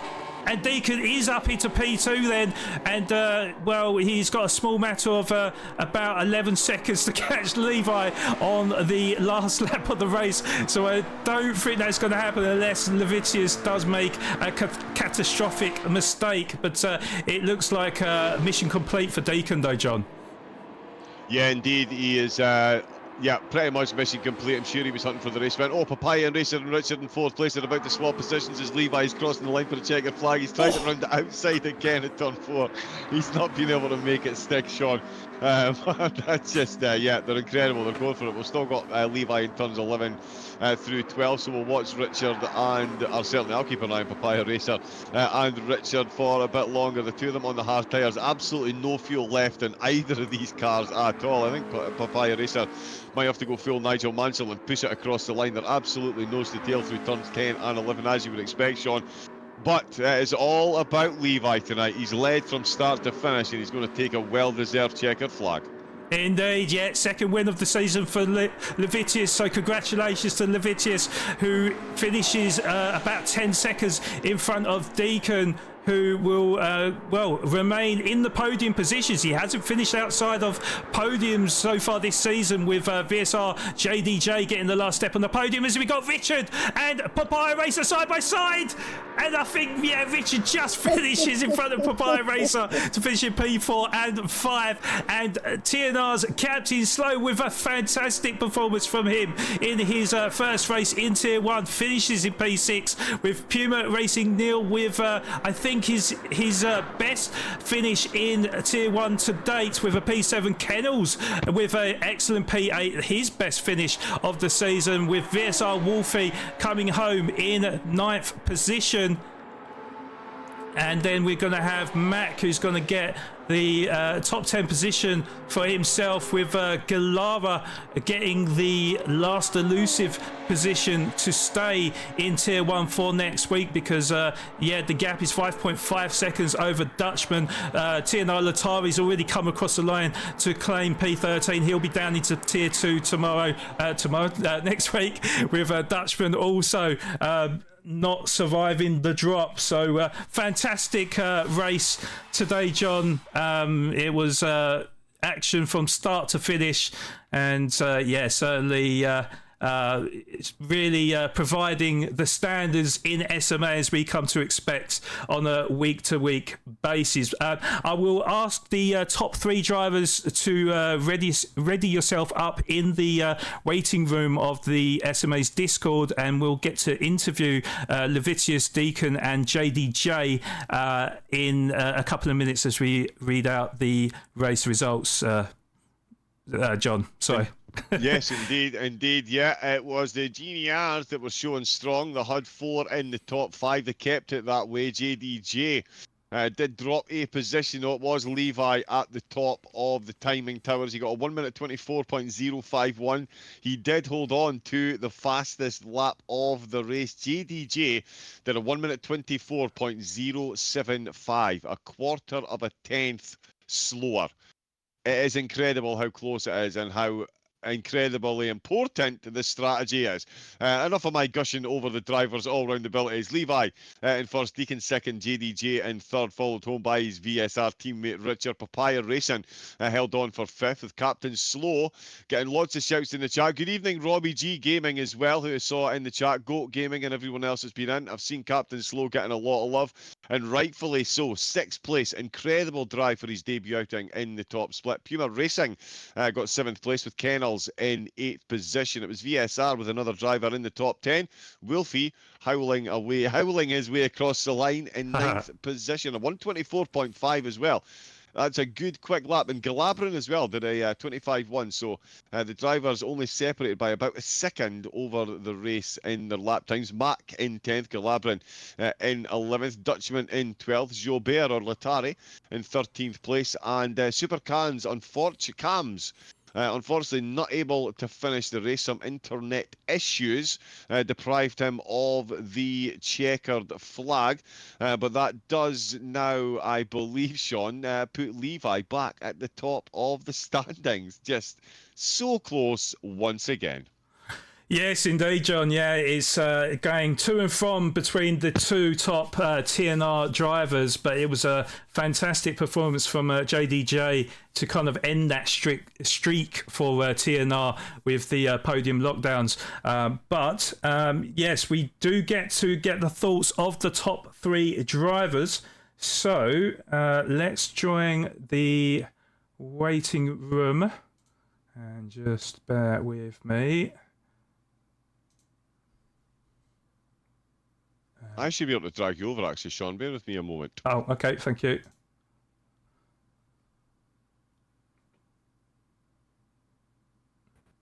There we go, Sean. Hey. We are over. We have the podium drivers in. We're just congratulating one another. We'll get the podium in reverse order, of course. And, yeah, congratulations to all three drivers, of course. But yeah, big shout out to our third placed finisher, of course, which was what have I done with the results? That was Sean. I'm all over the place. It's okay. It was JDJ. Yep. It was JDJ. Sorry. Yeah, on you go, Sean. If you can hear us, JDJ, I think that is Jaeger in the chat, isn't it? JDJ, can you hear us? I can hear you guys well and perfectly. Ah, fantastic. JDJ, congratulations on third position. How are you feeling after that? It was a tough race. This NSX on the rear end is extremely loose. After it starts wearing it, we struggle with the traction at the rear end, makes it a bit difficult later on. But the pace was there. Could have had a better race, but can't complain about a P3. Well, I mean, you certainly ended that podium lockdown run from TNR, so congratulations on that one. But I was going to ask about your strategy going into this race. Was this a pre-planned strategy, or did you kind of switch it up during the race? So it was supposed to be a pre-planned strategy, but we got a bit of more wear than what we practiced in our own lobbies. We had a bit more wear on the tire, so we had to change it a little bit in the race, shortening the medium stint, extending the soft. So it was planned, but just a bit of a change during the race, just to counter the tire wear. Yes, indeed. Well, it was a valiant effort, certainly. You know, we did see a Flying Deacon, unfortunately, being on the softer tyre towards the end, where you did try to hold him off, but it was just, I guess, inevitable that he was going to make the move. But P3, excellent result for you. John, have you got any questions for our third place finisher? I do, yeah. Great race, phenomenal. I mean, in this field to get the to get a podium, not too shabby. In the fastest lap as well, 1 minute 24.075.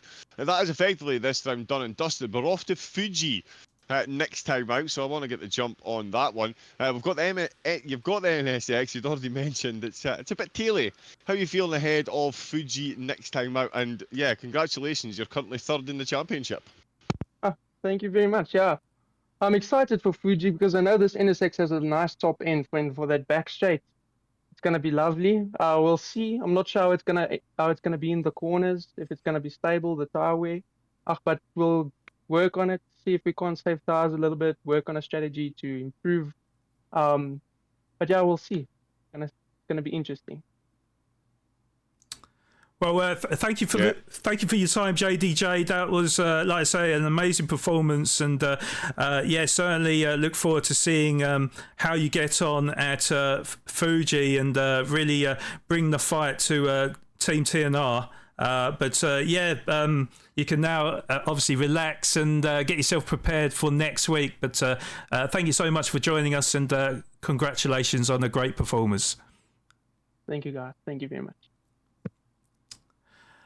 So next up we've got Deacon, who finished in second position. He was absolutely flying towards the end. Deacon, can you hear us at all? Yep, I can hear you.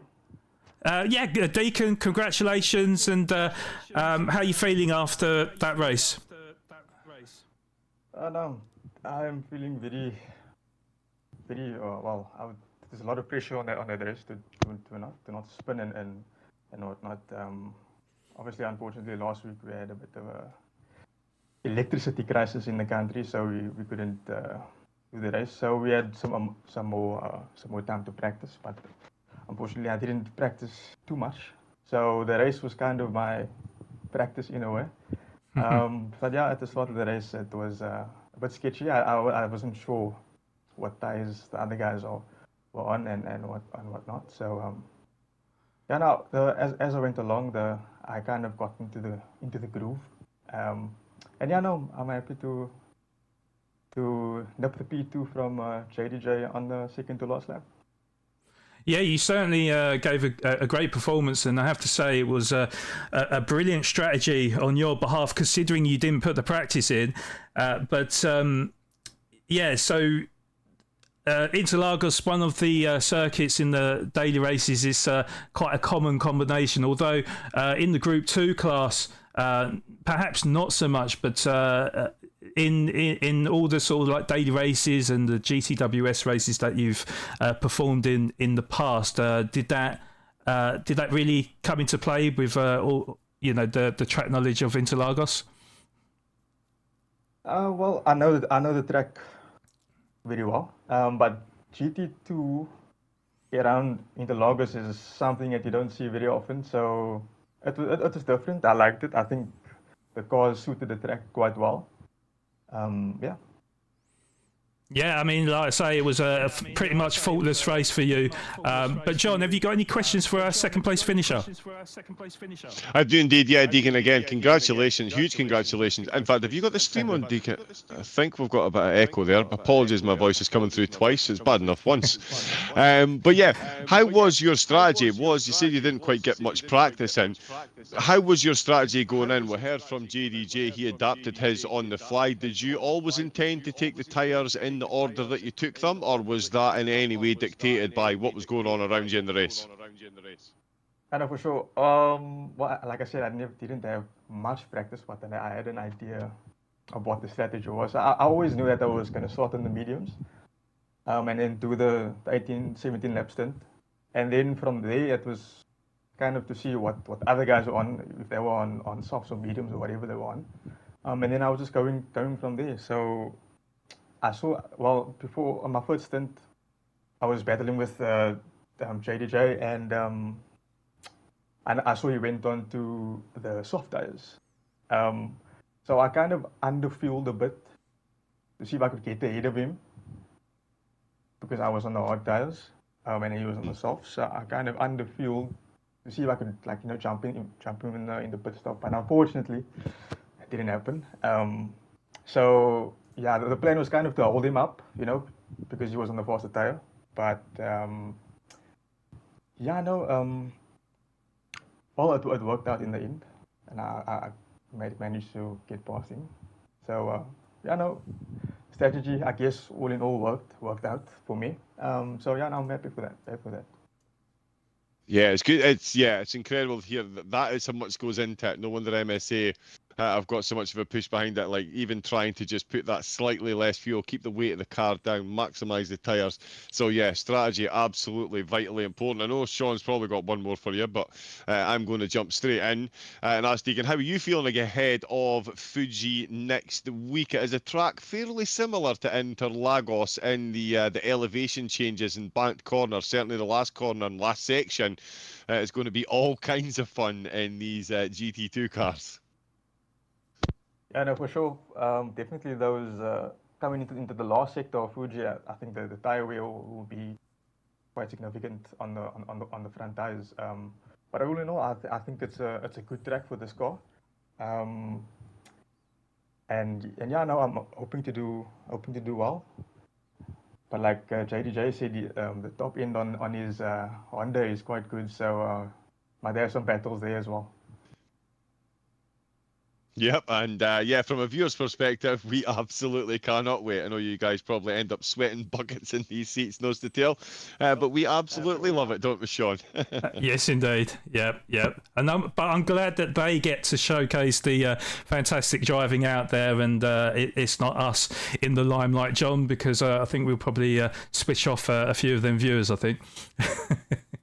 Quite easily. Have you got anything else to finish off for Deacon? You pretty much asked the questions I was going to go with there, so trumping me once again, John. But I do tend to do that. Apologies. But no, certainly, Deacon, another fantastic performance from you. Obviously, Fuji coming up next, and really looking forward to seeing you taking the fight over to Levitius in that one. Yep, thank you. Thank you, Deacon. And so we're going to go on to our race winner then, Levitius. It was nice to see him back on top again. Levitius, if you can hear us, hello. How you feeling? Crystal clear. Absolutely fantastic. I don't think I've driven a better race than that in a while. Didn't make basically any mistakes, and I was just locked in from start to finish, just not trying to lose focus, because it was kind of a lonely race the entire time, but not trying to discredit anyone else. It was a really amazing race by my side, and can't complain at all. Yeah. I mean, you could have gotten the brakes and, given a chance to the drivers behind, Maybe a little. But Levitius, as you mentioned, it was a pretty much faultless race, and we didn't really cover you too much in that race because there was no one really around you. It looked like the strategy that you went for played to an absolute treat as well. Was this a strategy that you practiced prior to the race? Yeah, totally. Because I knew already that this is going to be a race where traffic is going to be quite a frustrating thing to deal with if you were involved with other drivers. So I knew instantly when there's cooler conditions at the beginning of the race, it means you can also use the softer compound and get still a decent amount of laps on it, even on 100% fuel on a heavy tank. So that was I almost stuck to the strategy straight from the beginning when we started practicing, and yeah, the mediums were perfect. The mediums just keep going. If I had a little bit more fuel, I could have done 18 laps on the mediums. The tire wear was quite high on the soft stint, but then on the medium stint it was perfect, and then on the hards you can just go 100% because they're just so durable. The strategy was perfect. I wouldn't have done anything else. Yeah, it certainly looked that way, Levitius. So congratulations on the race win, and that does make you propel yourself back on top of the championship now. So kudos to you for that. And John, have you got any questions for Levitius? Absolutely millions. I don't think we've got time. Yeah, the stupid question. Congratulations on becoming the first double winner here in the SMA season. We've talked about it a few times in the broadcast, but the strength of competition here. Are you enjoying the challenge as much as we're enjoying seeing it play out on screen?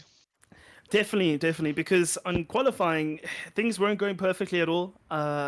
Something, I don't know, I'm not a qualifier, I'm more of a racer, so I remember getting a penalty in the first lap, and I had to take that penalty to the next lap, and it wasn't ideal. And then the third lap, I got a decent banker in, and then the fourth lap, I was purple going into the start-finish line, but I didn't think I was going to get a big enough margin to keep pole, so I decided to pit, which put all the pressure on me doing the last lap to get a pole position. And thankfully, my final corner carried my lap because I think I pulled out at 1.5 tenths in that one corner. So, yeah, it was very nerve-wracking. It was quite intense, but I was really happy that I pulled through with the pole position. And the quality of the field is insane. They keep pushing me non-stop to the limit, and I have to be ready. I have to be prepared. I have to put in the hours just to see like what's the optimal strat, what's the ideal way of going, and yeah, I'm thoroughly enjoying it.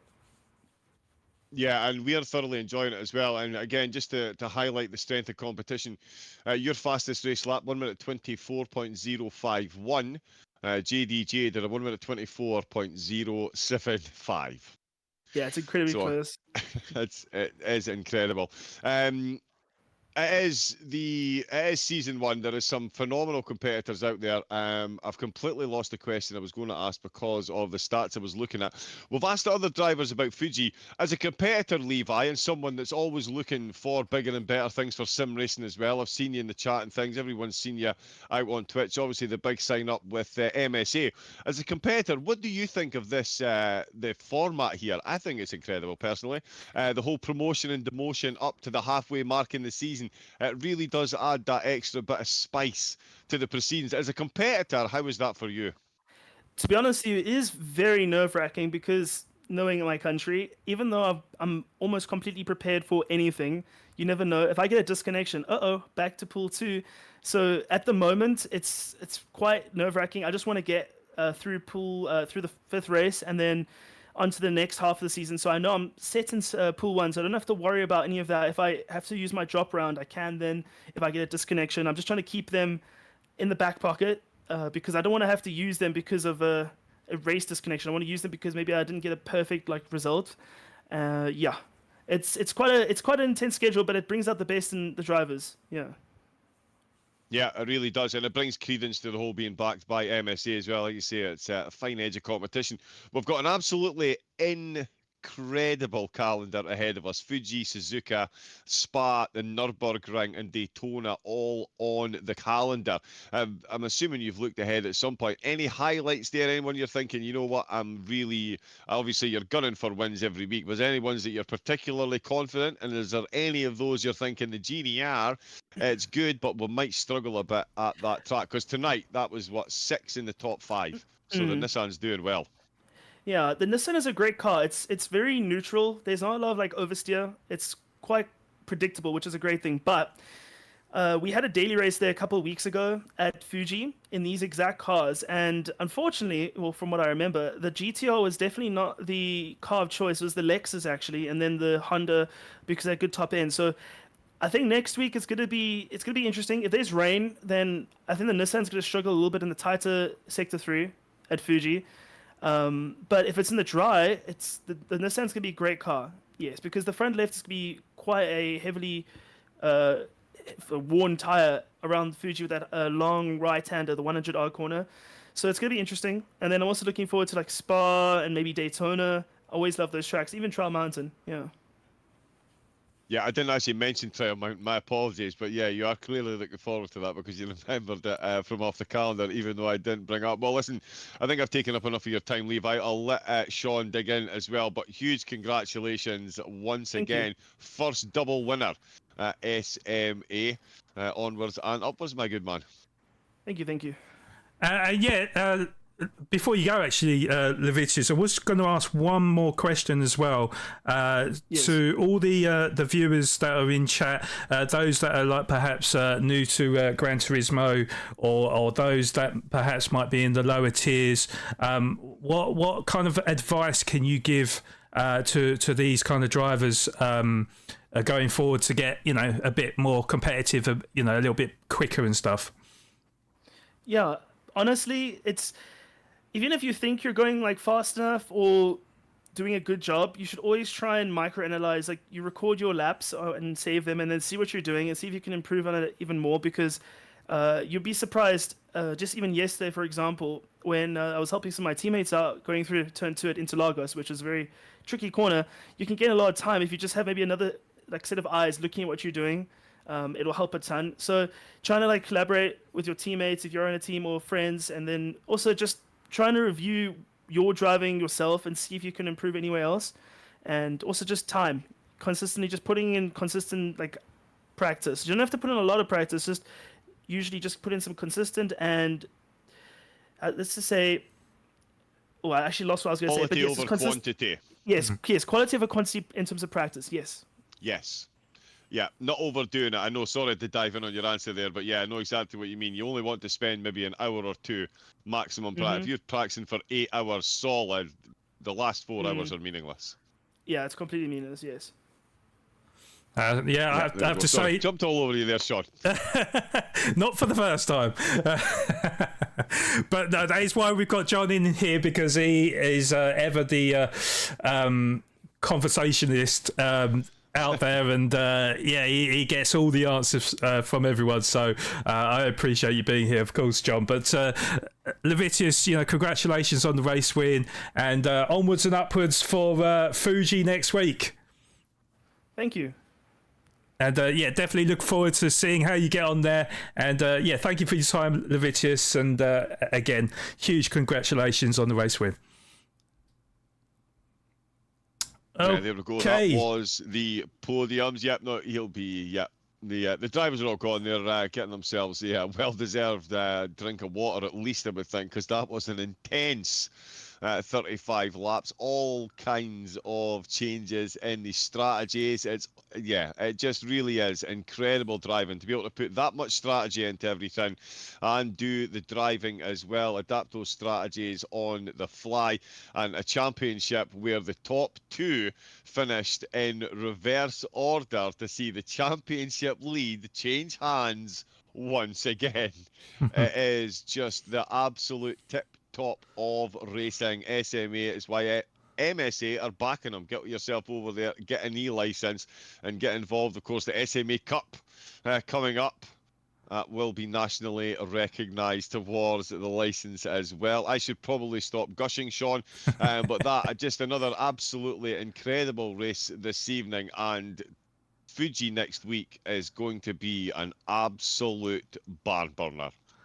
Yes, well, speaking of Fuji, yes, if you didn't already know, where have you been? Because we've mentioned it about 10,000 times. But yes, next week we do fly over to Asia in Japan for the visit of Fuji International Speedway. And of course, as well, in the grand scheme of Gran Turismo 7, the weatherman has predicted, or actually saying that it's a bit unpredictable in the weather because it could rain at any moment. But what are your thoughts on Fuji Speedway as a circuit, John? I absolutely love to watch other people drive it. I do absolutely love it myself. It has got a phenomenal turn 1, very much like... it's totally escaped me. Anopolis? Autopolis. Yeah, but Fuji. Autopolis, there we go. Thank you very much, my good man. This is a very good thing I've got you beside me. But much like Autopolis, it's got a very hair-of-scale of turn 1. It is a fast-flowing circuit almost through most sections. Then, of course, that's sector number 3 where you have to be absolutely on the ball. But we will see multiple side-by-sides through there, especially if there is a sprinkling of water on the track. So, yeah, seriously looking forward to that. And we could see the championship completely turned on its head. As we mentioned during Levi's interview, drivers can still be demoted to Tier 2, and we will see 3 fresh drivers from Tier 2 join us in Tier 1 next week. Will we see any of them pull a captain slow and hit a top 6 on their debut, Sean? Anything's possible in this league with the talent we've got. Well, yes, definitely. You could definitely use Captain Slow as inspiration, although we've only got 2 races left in this phase of the tournament, so only 2 chances to get your promotions in, and for certainly the drivers to try and keep themselves in the tiers above. So it's certainly going to be very exciting to see what happens next week, and certainly in round 6 as well, where we've got the special event of the random car and random circuit, which we still don't have the information for, and we'll only learn of this after next week's race. So but yeah, if you do want to well, I'm hoping everyone that's in here will be tuning in next week for race 5 in the GT500 Championship. So make sure you are here on this channel on Monday the 10th of March at 8:30 p.m. Eastern Africa time, and we'll see exactly how this one plays out. Also as well, make sure that you follow our socials. We've not really spoken too much about it, but we did breach the 100 subscriber point, so we are, yeah, nice, absolutely fantastic. We've you know, this is only our 4th broadcast on this brand new channel, so really appreciate all the support that we've had thus far. But anyone that's new to this channel, please don't hesitate and hit that subscribe button for our YouTube, which is Sim Motorsport Association, but we're also on Facebook, Instagram, and Twitch as well as go and check out our Discord as well. We've got ever-present community on there, and any advice that you need, I'm sure they'll be able to help you out. But also, speaking of things, so obviously you mentioned about the e-license, John. Very, very important for the drivers to sign up for their e-license to get involved in the MSA Cup Championship, which will be starting in May. You know, you'll have to check to the notes of what Stephen said earlier as well about all the benefits of having such a prestigious license to get involved in top tier events and stuff. So definitely check out our Discord for all the links to get your e-license. That is for sure. Yeah, 100%. Get yourself over to the MSA website. You can sign up for 250 Rand for your annual license. They do have the Africa Festival of Speed coming up this week as well on Sunday. Thank you to all the fantastic racers, Sim Motorsport Association as well. So yeah, make sure you go over, get yourself signed up. Your national colours are available to you, and sim racing is being hugely backed by the MSA. So get yourself on board and you could be the next big thing. Big shout out and thank you as well to the sponsor. Simulator Cave is the haven for all your high-end sim goodies and your #1 place for all your sim racing requirements. And as well, TGSE Cape Town Golf Academy, a hotbed of nurturing talented golfing students to reach their full potential. And also, as we've mentioned, proudly associated with MSA Motorsports South Africa, partnered by the FIA, and the only place for official GT7 leagues for the nation, the Cup being one of them. Get on to SMA, Sean. They need to get signed up, and they could find themselves on the top tier on the channel with 100 subscribers plus cheering them on. Indeed. And also another thing I forgot to mention as well is the Quali Kings Championship. So in case you don't know what this is South Africa's or SMA's version of time trials in the daily races. So basically we've got like 5 tiers spread across to compete in your time trials for every week of the daily races. The daily races this way, I think, was after watching Levi earlier actually, is Trial Mountain in the Group 4s and Group 3s at Laguna Seca. So some exciting combinations, that's for sure. And it's a good way to stay competitive as well as learn from some of the faster drivers out there, which I'm sure will be very helpful in providing the advice into becoming faster on circuit, but also as well to fly the South African flag and try to push your times into that top tier, maybe like the top 100 times globally. But yeah, if you want to get yourselves involved in the Quali Kings Championship, again, there'll be links in our Discord. So get yourselves involved, and it'll be good to see how far up we can see you through the tiers. I've got to also say, big thank you to everyone that's supported us today and throughout the season as well. And let us know who was your driver of the day, because there was some absolute fantastic performances out there today. And speaking of driver of the day, John, have you got one? It's a tough one. It's got to be between Captain Slow and Levi. Given Levi absolutely nailing the strategy and coming across the line with a 10-second gap in this field, phenomenal. But I think Captain Slow, I'm going to go for Captain Slow, making his debut after back-to-back promotions and finishes in 6th place against an absolute murderer's row of talent in that field. And yeah, absolutely no need. He'll be holding his head up high, finishing in 6th place behind the 5 drivers that are ahead of him. So I'm going to give it to Captain Slow. That is a fair point. That was a fair point. I mean, I want to give it to Captain Slow as well, to be honest. But there was some absolute fantastic performances. It was good to see JDJ from VSR get his podium position in 3rd position. But there was some absolute fantastic performances out there, as I said, and obviously Levitius as well. Business. Back to business, isn't it, for Levitius, I think, getting his 2nd win of the season. So, but Captain Slow, because of his debut in Tier 1 and not looking out of place at all, I agree with you, John. Driver of the day, I think. With that said, John, have you got any upcoming plans on your Twitch channel, which is, of course, 00 Raven? Yeah, potentially, hopefully some Lego building soon, if I can get all my endurance houses in order. Yeah, there's hopefully going to be some Lego building soon. The vast majority will be car related. There'll be speed champions and some incredible Lego Technic sets. So if you like watching a confused old man building Lego and scratching his head a lot, then listen to drum and bass more than likely. So yeah, that's what's coming up on 00 Raven.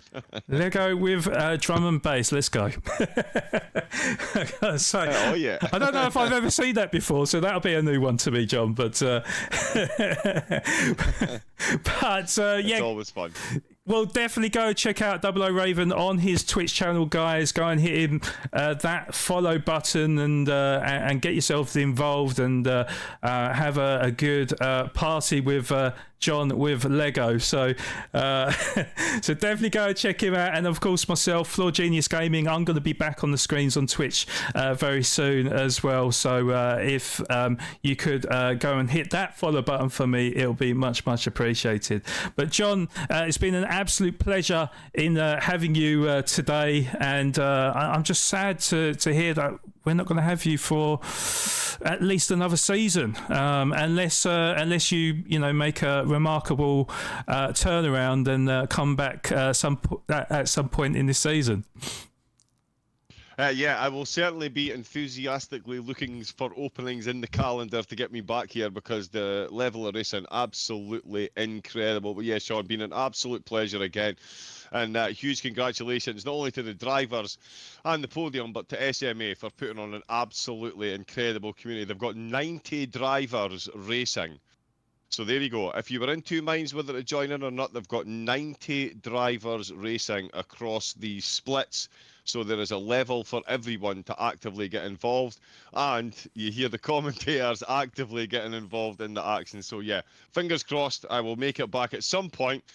We shall see. But Sean, thank you very much again. Been an absolute pleasure. You're very, very welcome, John. And Yeah, we'll definitely get him back.